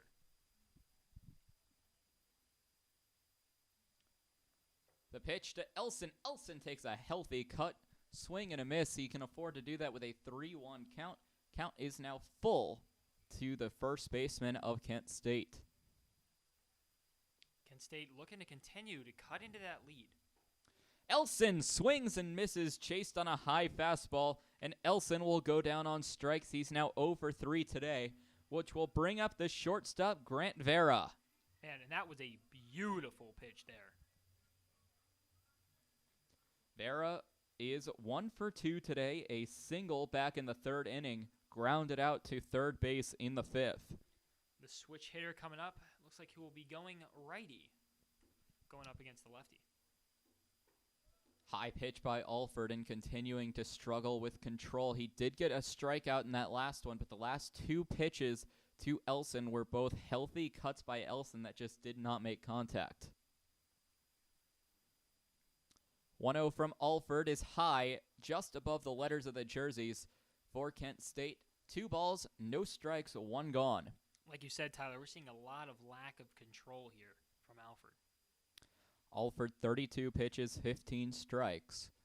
The 2-0. And that one's high just above the helmet, and Alford does not seem like he can rein it in. And we do have some action in both bullpens. With the Virginia Tech bullpen throwing, it looks like the Kent State bullpen just warming up. Virginia Tech certainly taking a big turn since Simonelli came out of this game in the 6th. The 3-0 from Alford. That one's right down the middle of the plate for a strike. And I think once you have that 3-0 count, you almost know that the red light has to be on for your opponent, so you can take a little more time, slow the ball down, and regain control. Pitch from Alford, that one's outside, and Grant Vera will draw a walk. Now Alford up to 35 pitches on the day, but it has been a very, very rough outing. Only 16 of those strike calls. First walk of the day for Peyton Alford, and now we're going to have Wentz coming back to the plate. He had a pinch hit appearance back in the 6th inning, and now we're going to get a meeting at the mound, and we will have a pitching change. Peyton Alford's day is done following that ball. Not the start that he would have wanted. Peyton Alford allowing 1 run in an inning of work. We'll be back to get you caught up on the new Hokies pitcher when we return on 3304 Sports. Welcome back to 3304 Sports. Tyler Katz joined alongside Jackson Didlake inside Atlantic Union Bank Park. The new pitcher for Virginia Tech in his first ever appearance for the Hokies, number 25, Samuel Rochard. And the big fact about Samuel Rochard is just across the track here at Virginia Tech lies Tech Softball Park, where his sister Keely is the ace for the Virginia Tech softball team. Certainly some good pitching in that Rochard family. However, Samuel making his first ever appearance with the Virginia Tech Hokies. Last season on the roster, he did not appear in any games before that season was shortened from COVID-19. So now the freshman from Williamsburg, Virginia, will finally get to dig in and start off his Virginia Tech baseball career. Well, both Rochard siblings pitching today. His sister Keely got the 7-inning, 1-hit shutout against the 13th-ranked Seminoles of Florida State, throwing 120 pitches today. So for the first time in their collegiate careers, the Rochards pitch on the same day, and I'm sure Samuel would love to emulate Keely's performance with 9 strikeouts today against the Seminoles. Rochard, with a bit of unfortunate luck at one point in high school, managed to throw back-to-back 13 strikeout one-hitters. Back-to-back games, just one hit away from that no-hitter. So Samuel Rochard will take on the designated hitter Eric Wentz, who is 0 for 1 today. He pinch hit for Justin Kirby in the 6th. First pitch by Rochard, a called ball low and inside. Wentz, another one of those players actually from the state of Ohio, growing up in Hudson. So Rochard will inherit the runner on first in Grant Vera. The pitch from Rochard, Wentz showing bunt. A fake throw by Dane Leonard, as it looked like almost taking off for second base was Vera, who's batting in the 9-hole. Wentz, the new leadoff man after the pinch hit appearance. Probably a good thing Leonard didn't throw that one back to first, because that was going straight into Wentz. The 2-0 pitch to Eric Wentz, and that goes outside. First 3 pitches for Samuel Rochard, all 3 of them missing the strike zone. Certainly not the start you would have wanted to start your Virginia Tech career off. The outgoing pitcher, Peyton Alford, pitched 1 inning of work, 2 hits, 1 run, and 1 earned run. Called strike to Eric Wentz, the recovery pitch for Rochard after the 3-0 count. It's now 3 balls, 1 strike to Wentz, the designated hitter. On deck is Ben Carew. Rochard looks in for the 3-1. That one's low in the dirt, and now back-to-back walks for Kent State on 2 different Hokies pitchers, first and second for the Golden Flashes. So now with only 1 out and 2 runners on, you're facing likely the last person you would want to on the Kent State roster in Ben Carew. Ben Carew led the team last season in batting average and RBIs. Not somebody you want to face as your second batter. You've inherited a runner on first. That runner on first now at second on a walk you threw of your own. Carew already scored a run today, but in his other 2 plate appearances has struck out. And now we're going to get a timeout called. It looks like the coaches are going to talk to Rochard just to calm him down with a big bat and Carew at the dish. And that looks to be the head coach and John Sheff making the walk over to the mound. That 5-run lead that you previously had is now only 3 runs. Rochard, if he can give up something here, I mean, it very quickly becomes a 5-4 game, especially with only 1 out right now. And for Ben Carew, last season, he had 8 doubles, did not have anything higher than that, no triples, no home runs, but it is an important fact to mention that if Ben Carew launches one over the wall here in Blacksburg, that is a tie ball game at 5 in the top of the 7th inning with 2 runners on for the Golden Flashes.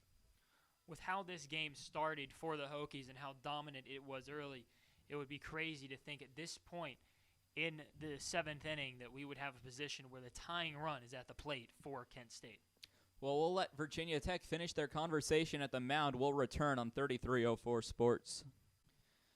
Welcome back to 3304 Sports. The reason that mound visit was so long, it's because Samuel Rochard, facing just 1 batter, gets taken out of the game in favor of number 51, Graham Firaved. Firaved taking over, and it's an unfortunate set of circumstances for Samuel Rochard just taking on one batter and walking him and immediately being taken out of the game.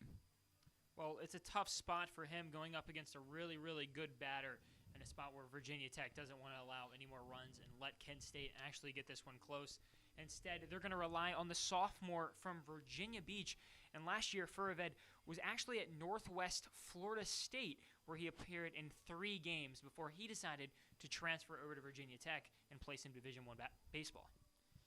He comes over to join true freshman number 49, Ethan Farah, the freshman out of Virginia Beach, his younger brother coming out of First Colonial High School, his older brother coming out of Northwest Florida Junior College and saying, now hold on, let me join little brother in Blacksburg. Now, Farah, he's no, Blacksburg is no mystery to him. Previously in 2019, played at Radford. So a long journey. His freshman year he spent at Radford before transferring to Northwest Florida Junior College in his sophomore year. But he'll have a tall task to take on Ben Carew in his first batter to face as a Hokie.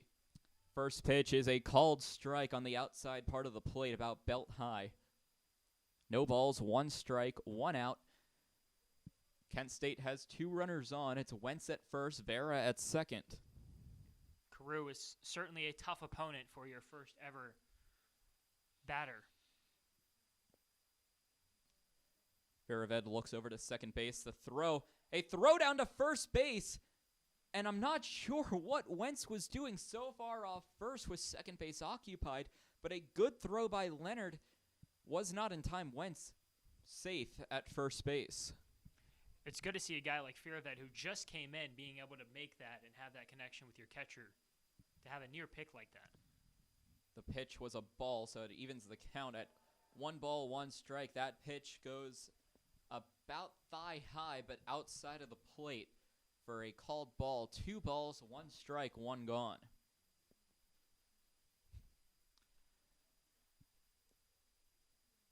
So far today, it's Ben Carew, 1 for 3. A single later came around to score.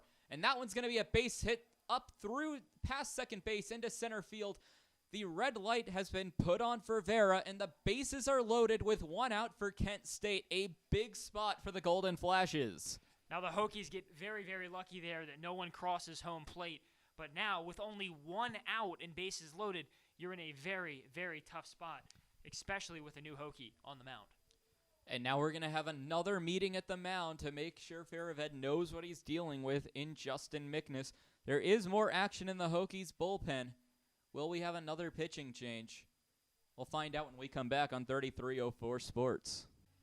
We welcome you back to 3304 Sports, and immediately after Samuel Rochard walks a batter, then it comes into Graham Farah, who lets up a base hit to Ben Carew.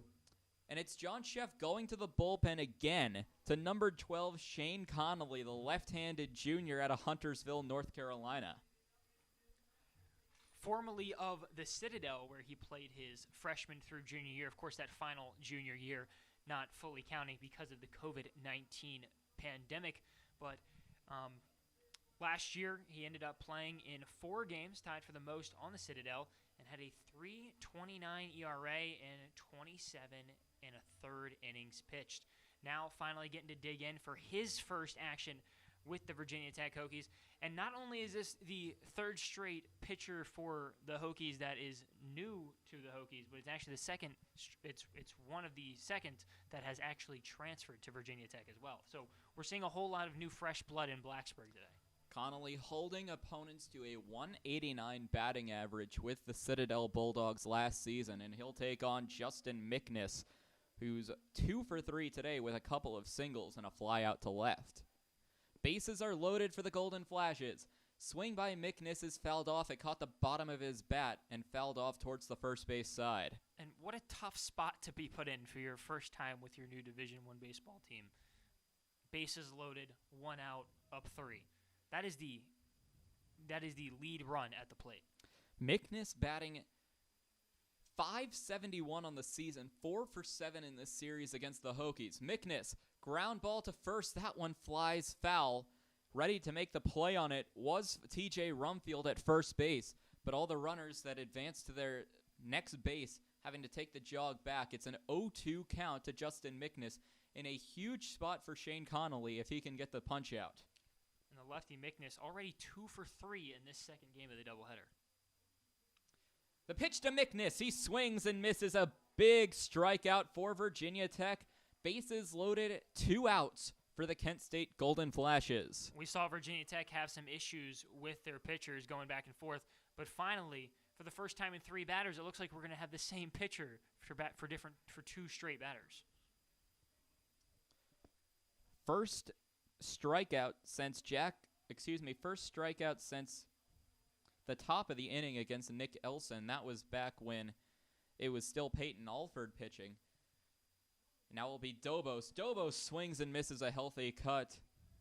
Kevin Dobos, the third baseman so far today, is 0 for 3, a strikeout and a flyout to right, as well as a pop-up to second base. Consider his 3 at-bats for Dobos today. He's certainly looking to turn it around, and this is a huge moment here for Kent State. The 0-1 pitch goes outside for a ball. 1 ball, 1 strike, and both dugouts starting to get a little bit more loud, knowing the severity of this moment right here in the top of the 7th. Bases loaded, 2 outs, Virginia Tech up 5-2. The 1-1 pitch from Shane Connolly. It's in the dirt. A nice job of keeping control by Dane Leonard to keep all the runners at bay. It's Carew on first, Wentz on second, Farah on third. And as important as this situation is, the last thing you want here is to walk a run. 2 balls, 1 strike to Kevin Dobos. Connolly, the transfer from the Citadel, making his first appearance as a Hokie. Here's the 2-1. That one's a called strike. We've evened the count at 2. 2 balls, 2 strikes, 2 outs, bases loaded, top 7. If he can get out of this, Tyler, what an incredible, incredible first appearance. Connolly inherited a lot of trouble based off the appearances by Rochard and Firaved. The 2-2, called strike 3, and the Virginia Tech dugout explodes in celebration. They get out of a jam, and it's time to stretch here in Blacksburg. Dobos caught looking there on strike 3. Tough break for Kent State, and the Hokies are going to take that 5-2 lead into the break. Welcome back to Atlantic Union Bank Park. Tyler Katz joined alongside Jackson Didlake on 3304 Sports pitching change for Kent State in the bottom of the 7th. It's going to be number 22, Max Ripple, the junior out of Fort Myers, Florida. He had 4 scoreless appearances out of the bullpen, had 5 appearances total, so trying to keep the Hokies at bay, who haven't scored since the 2nd inning. Last year earned Kent State's first win of the season, maybe trying to repeat history today. Kent State certainly needs their tides to change. They have 2 more innings of batting to get back at that 3-run deficit, which currently stands at 5-2. Fritz Genther, the batter in the 9-hole, will lead things off and be the first batter that Ripple has to face. First pitch from Ripple, high over the letters for ball 1. Genther 0 for 2 today with consecutive groundouts to third base. Genther fouls this one off, evens the count, 1 ball, 2 strikes. It was fouled down the right field line into the road. Last year, Genther hit .260, had 13 hits in total before the COVID-19 pandemic canceled the season. Genther so far has not had a base hit so far. Framed pitch by Kent State did not get the call. It was a great effort by Sam Thompson. For Genther, he went 0 for 3 in game 1 of this doubleheader with a groundout, strikeout, and flyout in that order. Ripple and a foul ball by Fritz Genther heads straight back and on to Duck Pond Drive, just behind the Kent State dugout on the first base side of Atlantic Union Bank Park. Man, if you like foul balls, just go over to Duck Pond Drive, and there's going to be plenty of there from this doubleheader. Even count at 2 balls, 2 strikes. That one goes outside. Thompson has to shift over to his right to make the catch on the pitch from Ripple. So Ripple's first batter, he works the count full on 5 pitches.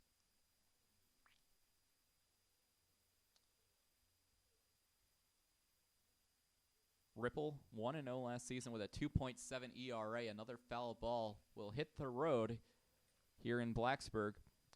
Ripple in 6.2 innings pitched, allowed just 4 hits, had 2 runs, 2 earned runs, a walk and 3 strikeouts to his name in the shortened 2020 season for the Golden Flashes. The pitch from Ripple, cut by Genther, tips off the end of the bat, foul ball, so Genther will get another pitch, fighting off another foul ball to keep the at-bat alive. And Genther's sports run in the family.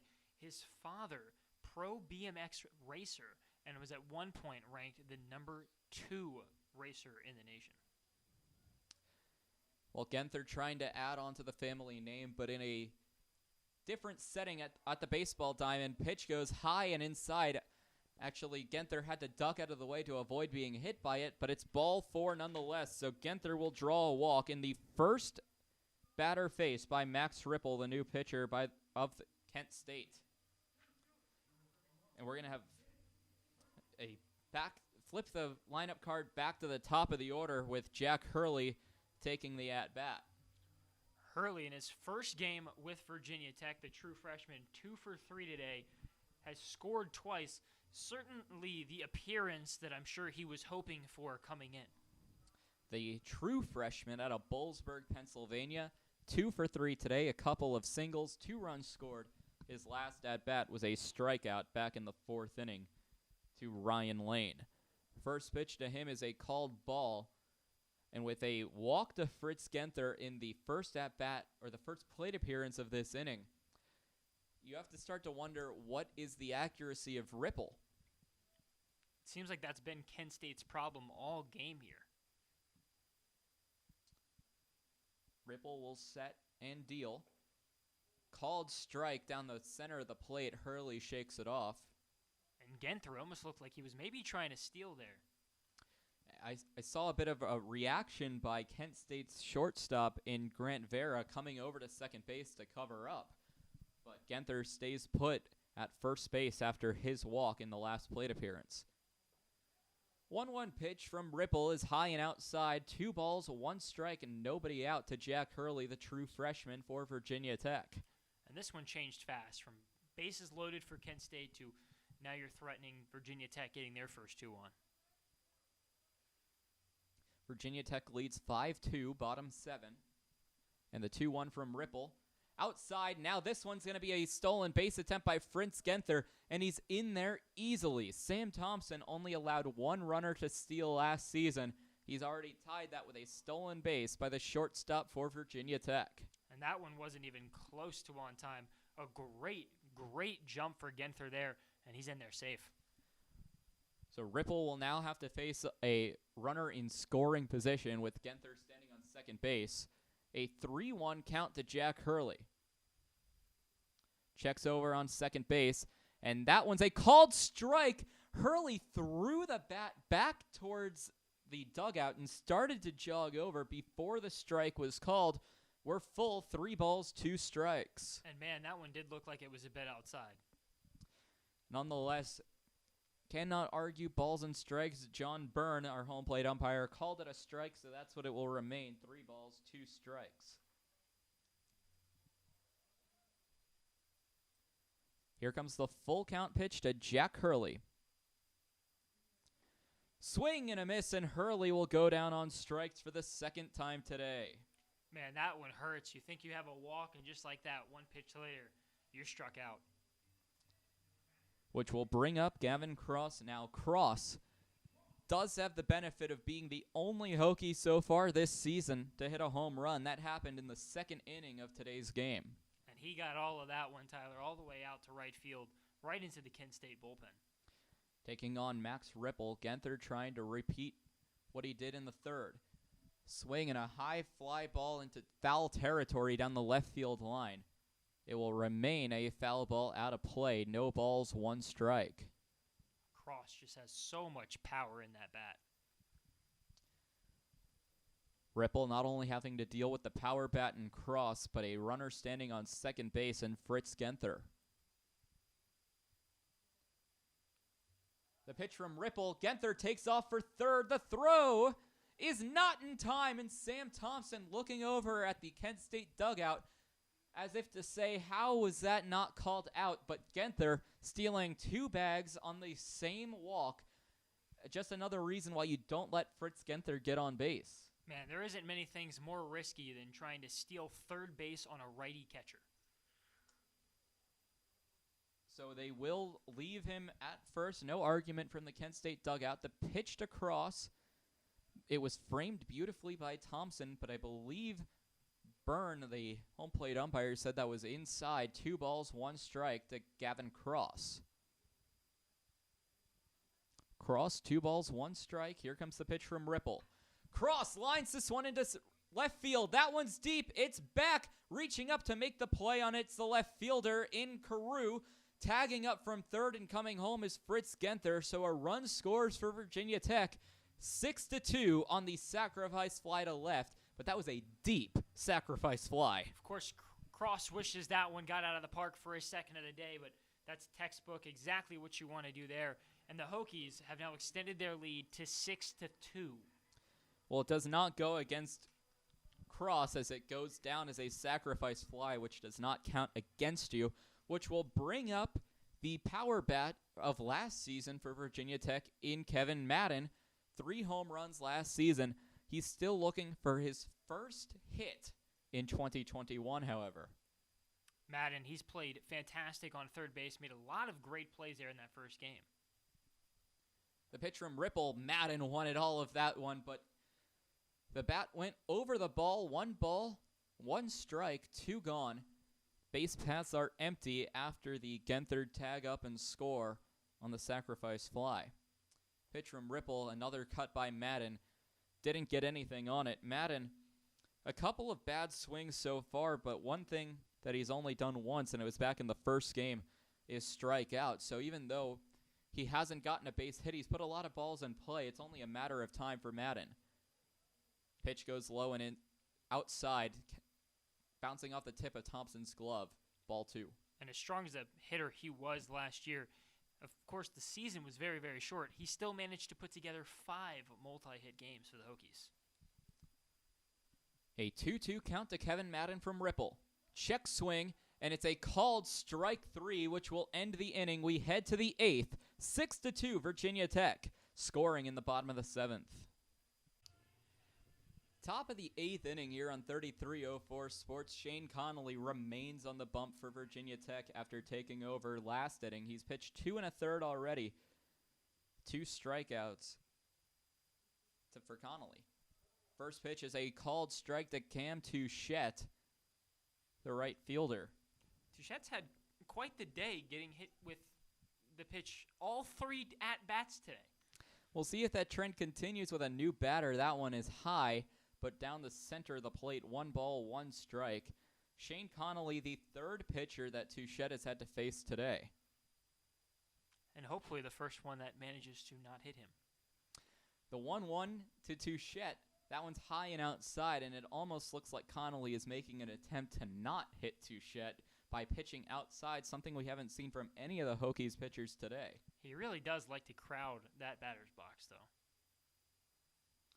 The pitch to Touchette, wild swinging. He came back on his follow-through with only one hand. Bat slipped out of the other.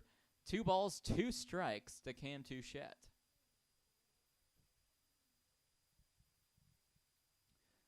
The pitch, and Touchette makes contact, and it's a base hit to center field. Diving try was for naught by Tanner Schobel, and Touchette reaches base for the 4th time today, the first time by base hit.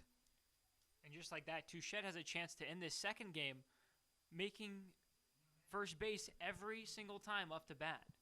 Now, the context is that he got hit 3 times with a single, but making base 4 of 4 times. That's a very, very impressive feat.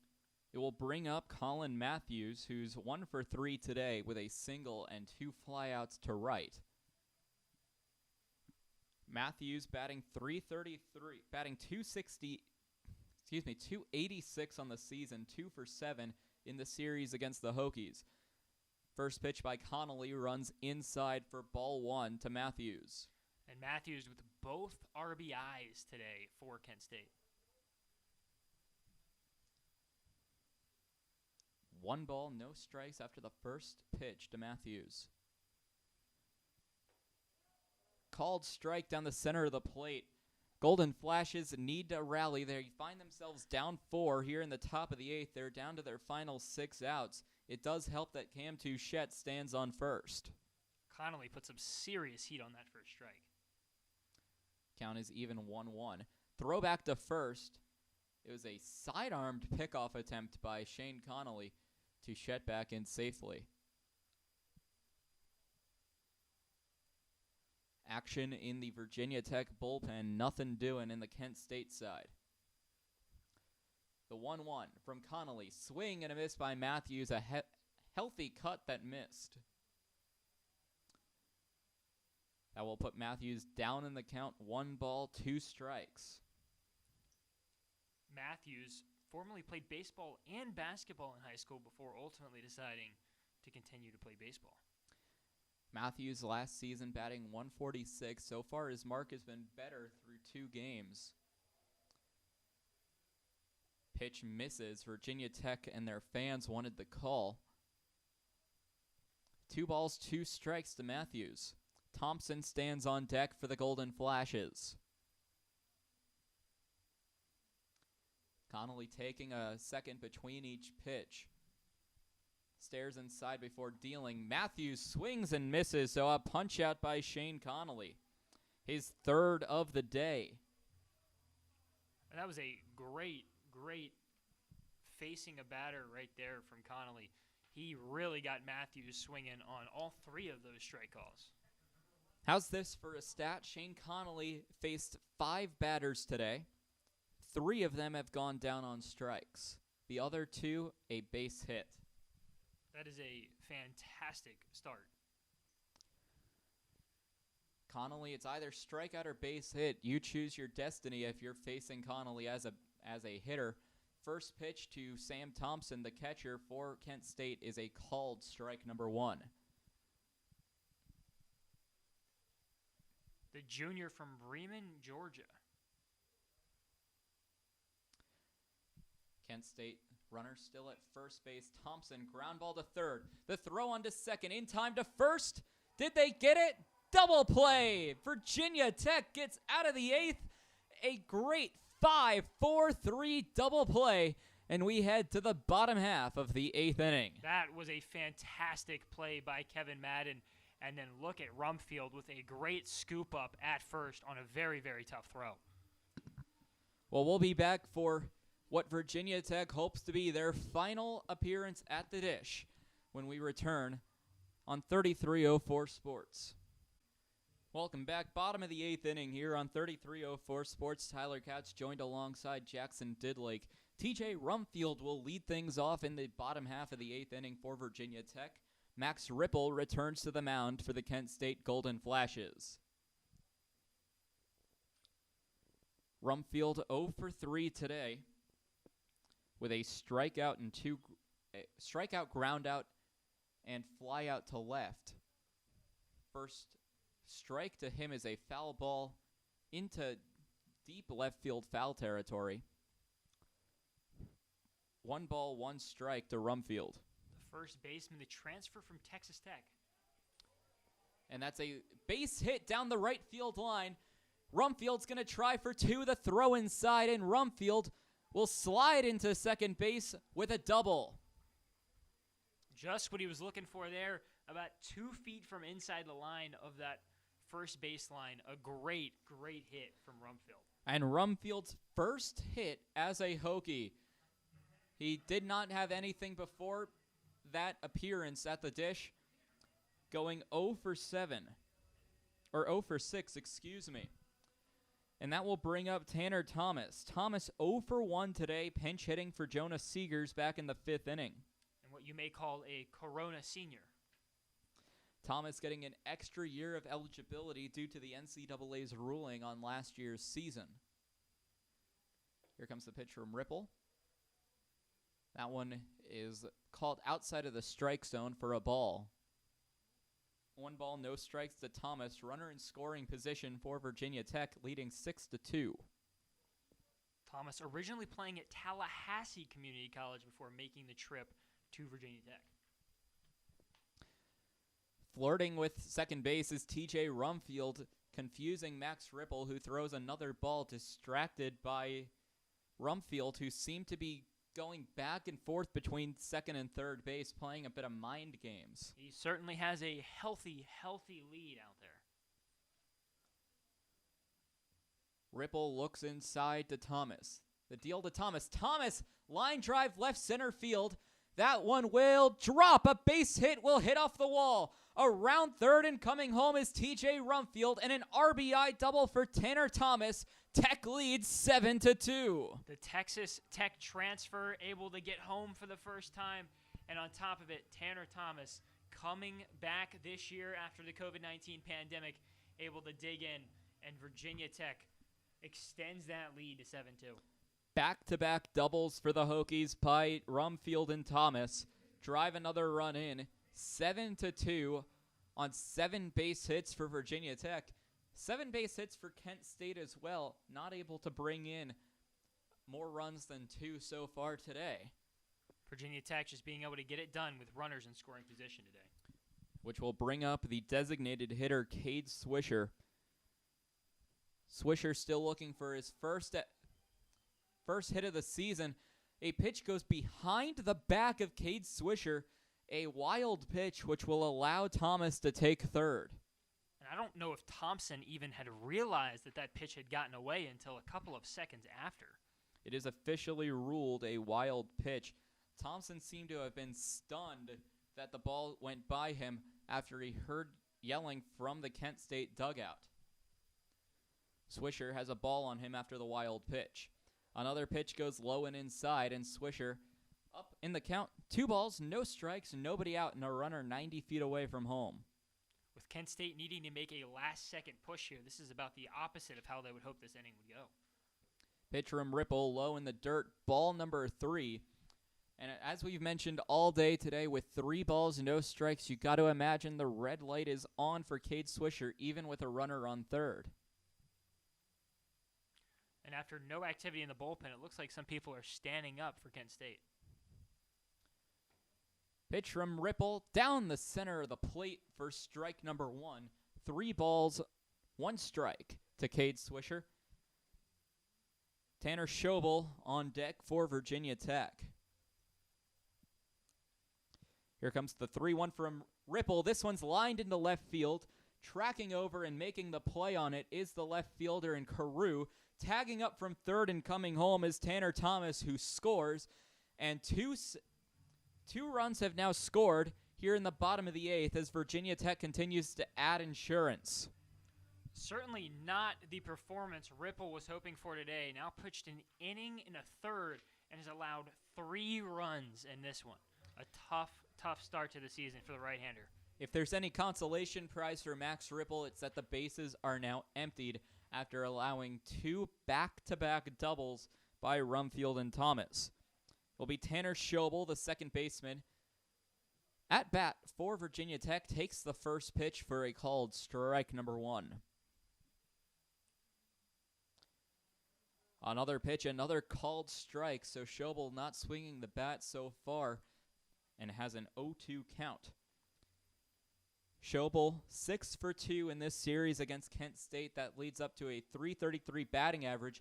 And Schobel takes 3 pitches, all 3 of them called for a strike as Schobel goes down looking.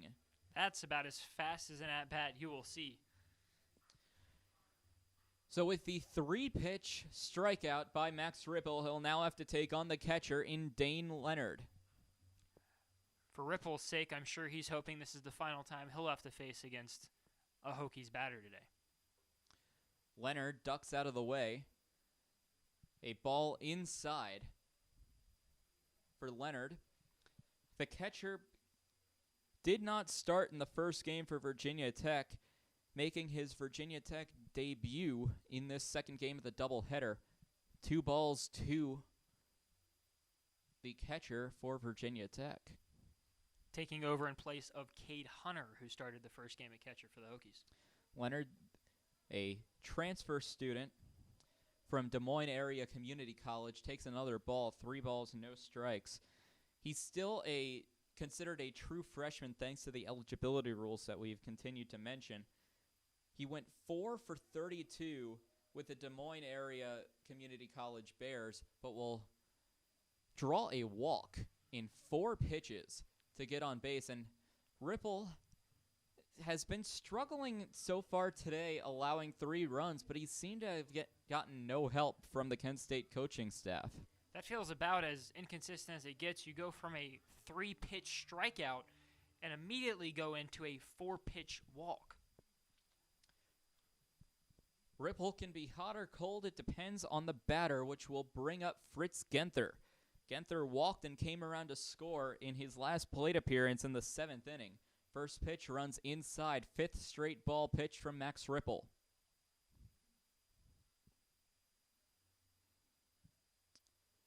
Ripple checks over at first base where Leonard stands. Looking inside, the pitch. Check swing by Genther did not go. Checks on the umpire at first base, says no swing. So it'll go as a ball for Fritz Genther. Genther now ahead in the count. 2 balls, no strikes. And Genther stole 2 bases last time out, eventually scoring for the Hokies. Genther another check swing. Another ball. And now that's 7 straight pitches that have been called balls by Max Ripple. And with that, I highly doubt we'll see Fritz Genther take a cut at this pitch. And indeed he won't. It's another 4-pitch walk. Back-to-back 4-pitch walks for Max Ripple will put runners at first and second for Virginia Tech. And Ripple, still no help at all from Kent State. He's obviously been struggling this inning, and they're going to keep him in there. And now we're going to have a pinch hitter in place of the true freshman Jack Hurley. It will be number 29 and Carson Jones taking the at-bat for Virginia Tech. Jones, the native from Glen Allen, Virginia, attended Deep Run High School before deciding to come to the Hokies. Last year for the Hokies, started in 4 of the 13 games and kind of moved around a bit, playing 2 in left field, 1 in center, and 1 in right field. Well, some comparisons to this game for Carson Jones. Kent State Sam Touchette had 3 hit by pitches in 1 game. Last year against Bryant, he threw 4 walks in 1 game, tied for the second most in a single game since Virginia Tech joined the ACC, and just 1 shy of holding the record. And now there will be a meeting at the mound. The catcher for Kent State in Sam Thompson coming to meet with Max Ripple, as well as the pitching coach for Kent State. Now, Mike Burbeck, in his 25th season with the Golden Flashes, the pitching coach for Kent State, considered by many to be one of the best pitching coaches in the country trying to calm down Max Ripple. And he has some experience to go along with it. He played with the Mets and Brewers in the Major League and accrued a career record of 12-19, a 4.86 ERA. Did not last long in the major leagues, but to have a major leaguer teach you as a pitcher, it says a lot about why Kent State has 3 starting pitchers that they consider their big 3.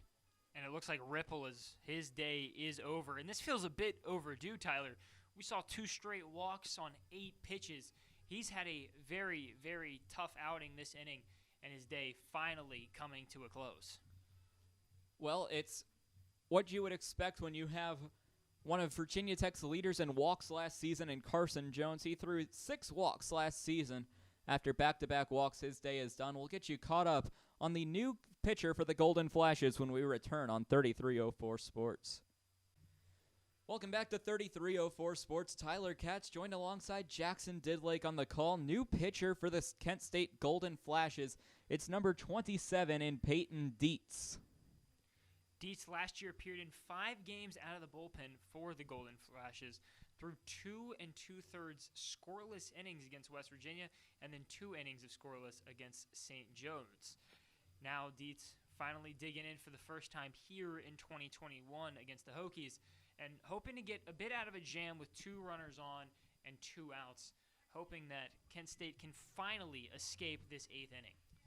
Dietz threw 6.1 innings of work, allowed 11 runs for a frankly abysmal ERA of 15.63 last season, trying to redirect history by correcting that ERA with a good start here against Virginia Tech. He only needs to get 1 out with 2 gone and 2 runners on, inherited from Max Ripple.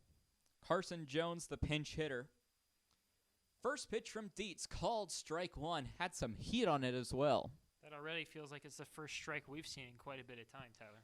First strike, in fact, in 8 pitches after back-to-back 4-pitch walks by Max Ripple before being pulled from the game in favor of Dietz. The pitch to Dietz, that one goes low in the dirt. Thompson racing after it, pops back up, but nobody was going anywhere on the base pass for Virginia Tech. And Genther, he started tapping his happy feet a little bit there. He wanted the guy on second to go, it looked like. Genther on first. Dane Leonard on second base. A 2-0 count to Carson Jones, and that strike is now a ball, that first pitch in the at-bat for Carson Jones. I believe that the count is 1-2 after the foul pitch. 1 ball, 2 strikes to Carson Jones. He'll stand in for Virginia Tech. Jones, a pinch hitter, replacing Jack Hurley, the center fielder. That's a line drive base hit. Rounding third and coming home is Leonard. Play at the plate, there is no play. The ball trickles into Thompson, and Virginia Tech continues to add insurance. It's 9-2. And what a great, great start to the year for Carson Jones. First at-bat, likely his only at-bat of this series, and he's able to score in a run. So a pinch hit appearance, and it's an RBI single for Carson Jones. And now the Hokies with runners on the corner with 2 outs, and Kent State, and now Dietz is still just trying to desperately get out of this inning for the Golden Flashes. He'll have to take on Gavin Cross, who did have that home run back in the second inning of play. It was a 2-run shot that put the Hokies up 5-0. Cross, it looked to be a line drive that would have gone down the left field line, just kept hooking left, however, and went into foul territory. Strike 1 to Cross.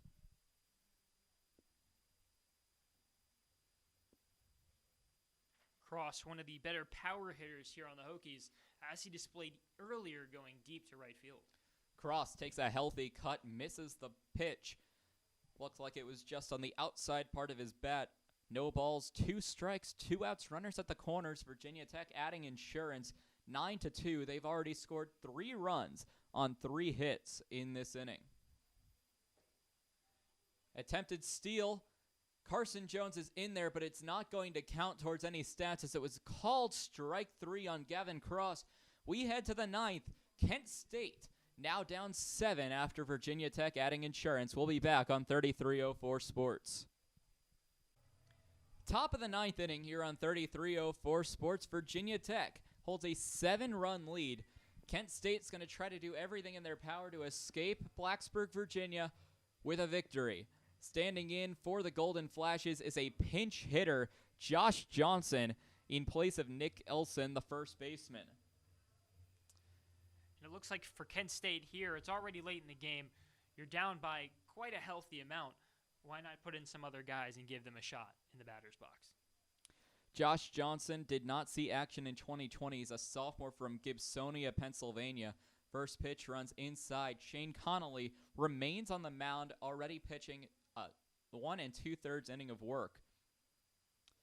Johnson majoring in exercise science at Kent State. Healthy cut by Johnson.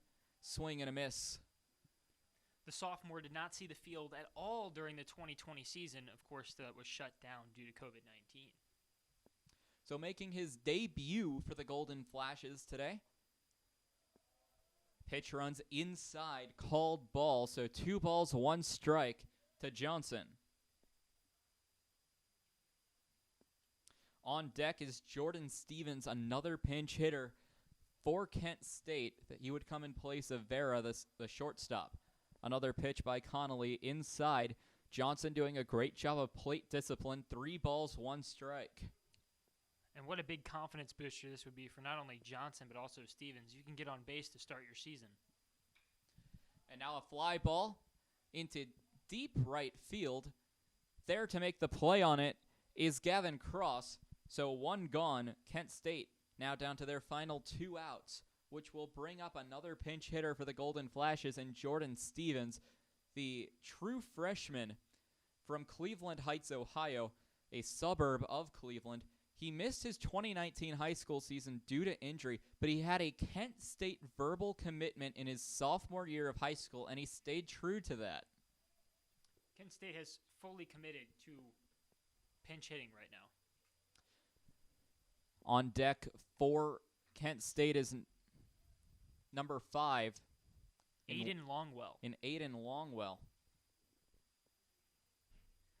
Longwell listed on Kent State's roster as a left-handed pitcher, but also a utility man. The first 2 pitches to Stevens, 2 balls, no strikes. So a lot of plate discipline by the players making their Golden Flashes debut. Another fly ball into right field. Cross is there to make the play, and back-to-back flyouts to right for the Golden Flashes. So now stepping in the designated hitter spot and the leadoff spot is number 5 in Aiden Longwell. And Longwell actually had D1 offers to play college football. Instead opting to be a pitcher for Kent State, taking the at-bat. So he thought his debut might have been on the mound. However, it's at the dish. First pitch to Longwell is fouled off into the foul territory behind the Hokies dugout on the third base side. And it appears that if this game does continue past this, it looks like freshman Kyle Jackson is on deck, which would be the 4th straight pinch hitter. This one's going to go to first base. Rumfield will take it himself, and that's the ball game as Virginia Tech sweeps the doubleheader against Kent State 9-2, the final in game number 2. A great win for the Hokies. Huge start to the season to be able to just start off 2-0. Everything went great for the Hokies today. In that first game, they couldn't really get the bats going, but here in this second, they really unloaded, headed by a Gavin Cross 2-run home run. That home run seemed to put the nail in the coffin before Kent State even started to score. Kent State, 2 runs in the 6th will take you through the final line score here from English Field. For the Golden Flashes, 2 runs on 7 hits, no errors. For the Hokies, 9 runs on 8 hits, no errors. Virginia Tech scoring in the 1st, 2nd, 7th, and 8th innings. The win will go to Anthony Simonelli. He's 1-0 on the season. Meanwhile, Colin Rommel will take the loss, falling to 0-1. And Shane Connolly, who came into this appearance back in the 7th inning when it was only a 3-run ball game, will get the, 2 2/3 innings. So that's an 8-out save for Shane Connolly. That's about as perfect as it gets there. Win by 7, get the 8-out save. So Virginia Tech will look ahead to their next game. It will be a 1-game series here at English Field at Atlantic Union Bank Park this Tuesday against the Radford Highlanders. Meanwhile, for Kent State, they have a few days off. On Friday, they'll travel to Cookeville, Tennessee to take on the Tennessee Tech Golden Eagles on the road. In fact, Kent State stays on the road until midway through March. On March 12th, they'll take on Salem University from Kent, Ohio. We had two very different games today for sure, Tyler. That first one was an incredible pitching matchup. just talking about the starting pitchers in that one. But this second one completely turned that around as we ended up talking about the batters, getting our only home run of this doubleheader today, of course, by Gavin Cross. And after seeing a lot of continuity with the pitching rotation in that first game, this second game was all over the place, especially for the Hokies. Taking a quick look at a couple of key players so far in this second game. For Kent State, 2 players batted .500, both going 4 for 2. That was Ben Carew and Justin Mickness. Carew going 2 for 4 with 2 singles, came around to score in the 6th inning. Mickness, 2 for 4 with 2 singles and a strikeout. He also singled in that 6th inning and came around to score, so our 2 players of the game for Kent State were the only 2 to cross the plate for the Golden Flashes. Meanwhile, for Virginia Tech, a couple of players of note. Gavin Cross, 2 for 4 with 3 RBIs, and how could you forget the long ball that he launched in the 2nd inning? Must be the play of this doubleheader was Cross absolutely belting one, and that, of course, was the difference in this one, at least for the Hokies. A 9-2 victory, huge game. We talked about before this game that Tech needed to starting to get the bats going. We saw that they could pitch well in the first game. The second game, we really needed to see if that offense could step up, and they did. And how could we forget the true freshman making his Virginia Tech debut in Jack Hurley, going 2 for 4, 2 singles, and crossed the plate twice in the 1st and 2nd inning. A great start in his first appearance in the maroon and orange. Certainly a lot of confidence now for Hurley, and plenty of other freshmen on this roster making their debuts. Hurley, the story of this game, though, in terms of true freshmen. Well, that's all we have for you from Atlantic Union Bank Park. Virginia Tech wins 9-2. You've listened to this entire game on our YouTube page. You can be sure to check out the remainder of our calls for the rest of this season and seasons past on our YouTube channel at 3304 Sports. And be sure to follow us on social media as well at 3304 Sports. For my partner, Jackson Didlake, I'm Tyler Katz. Be sure to join us for our next baseball game on February 23rd at 4 p.m. against the Radford Highlanders. Jackson Didlake will be on the call with Joey Robertson this coming Tuesday. Thanks so much for listening. You've been listening to a production of 3304 Sports.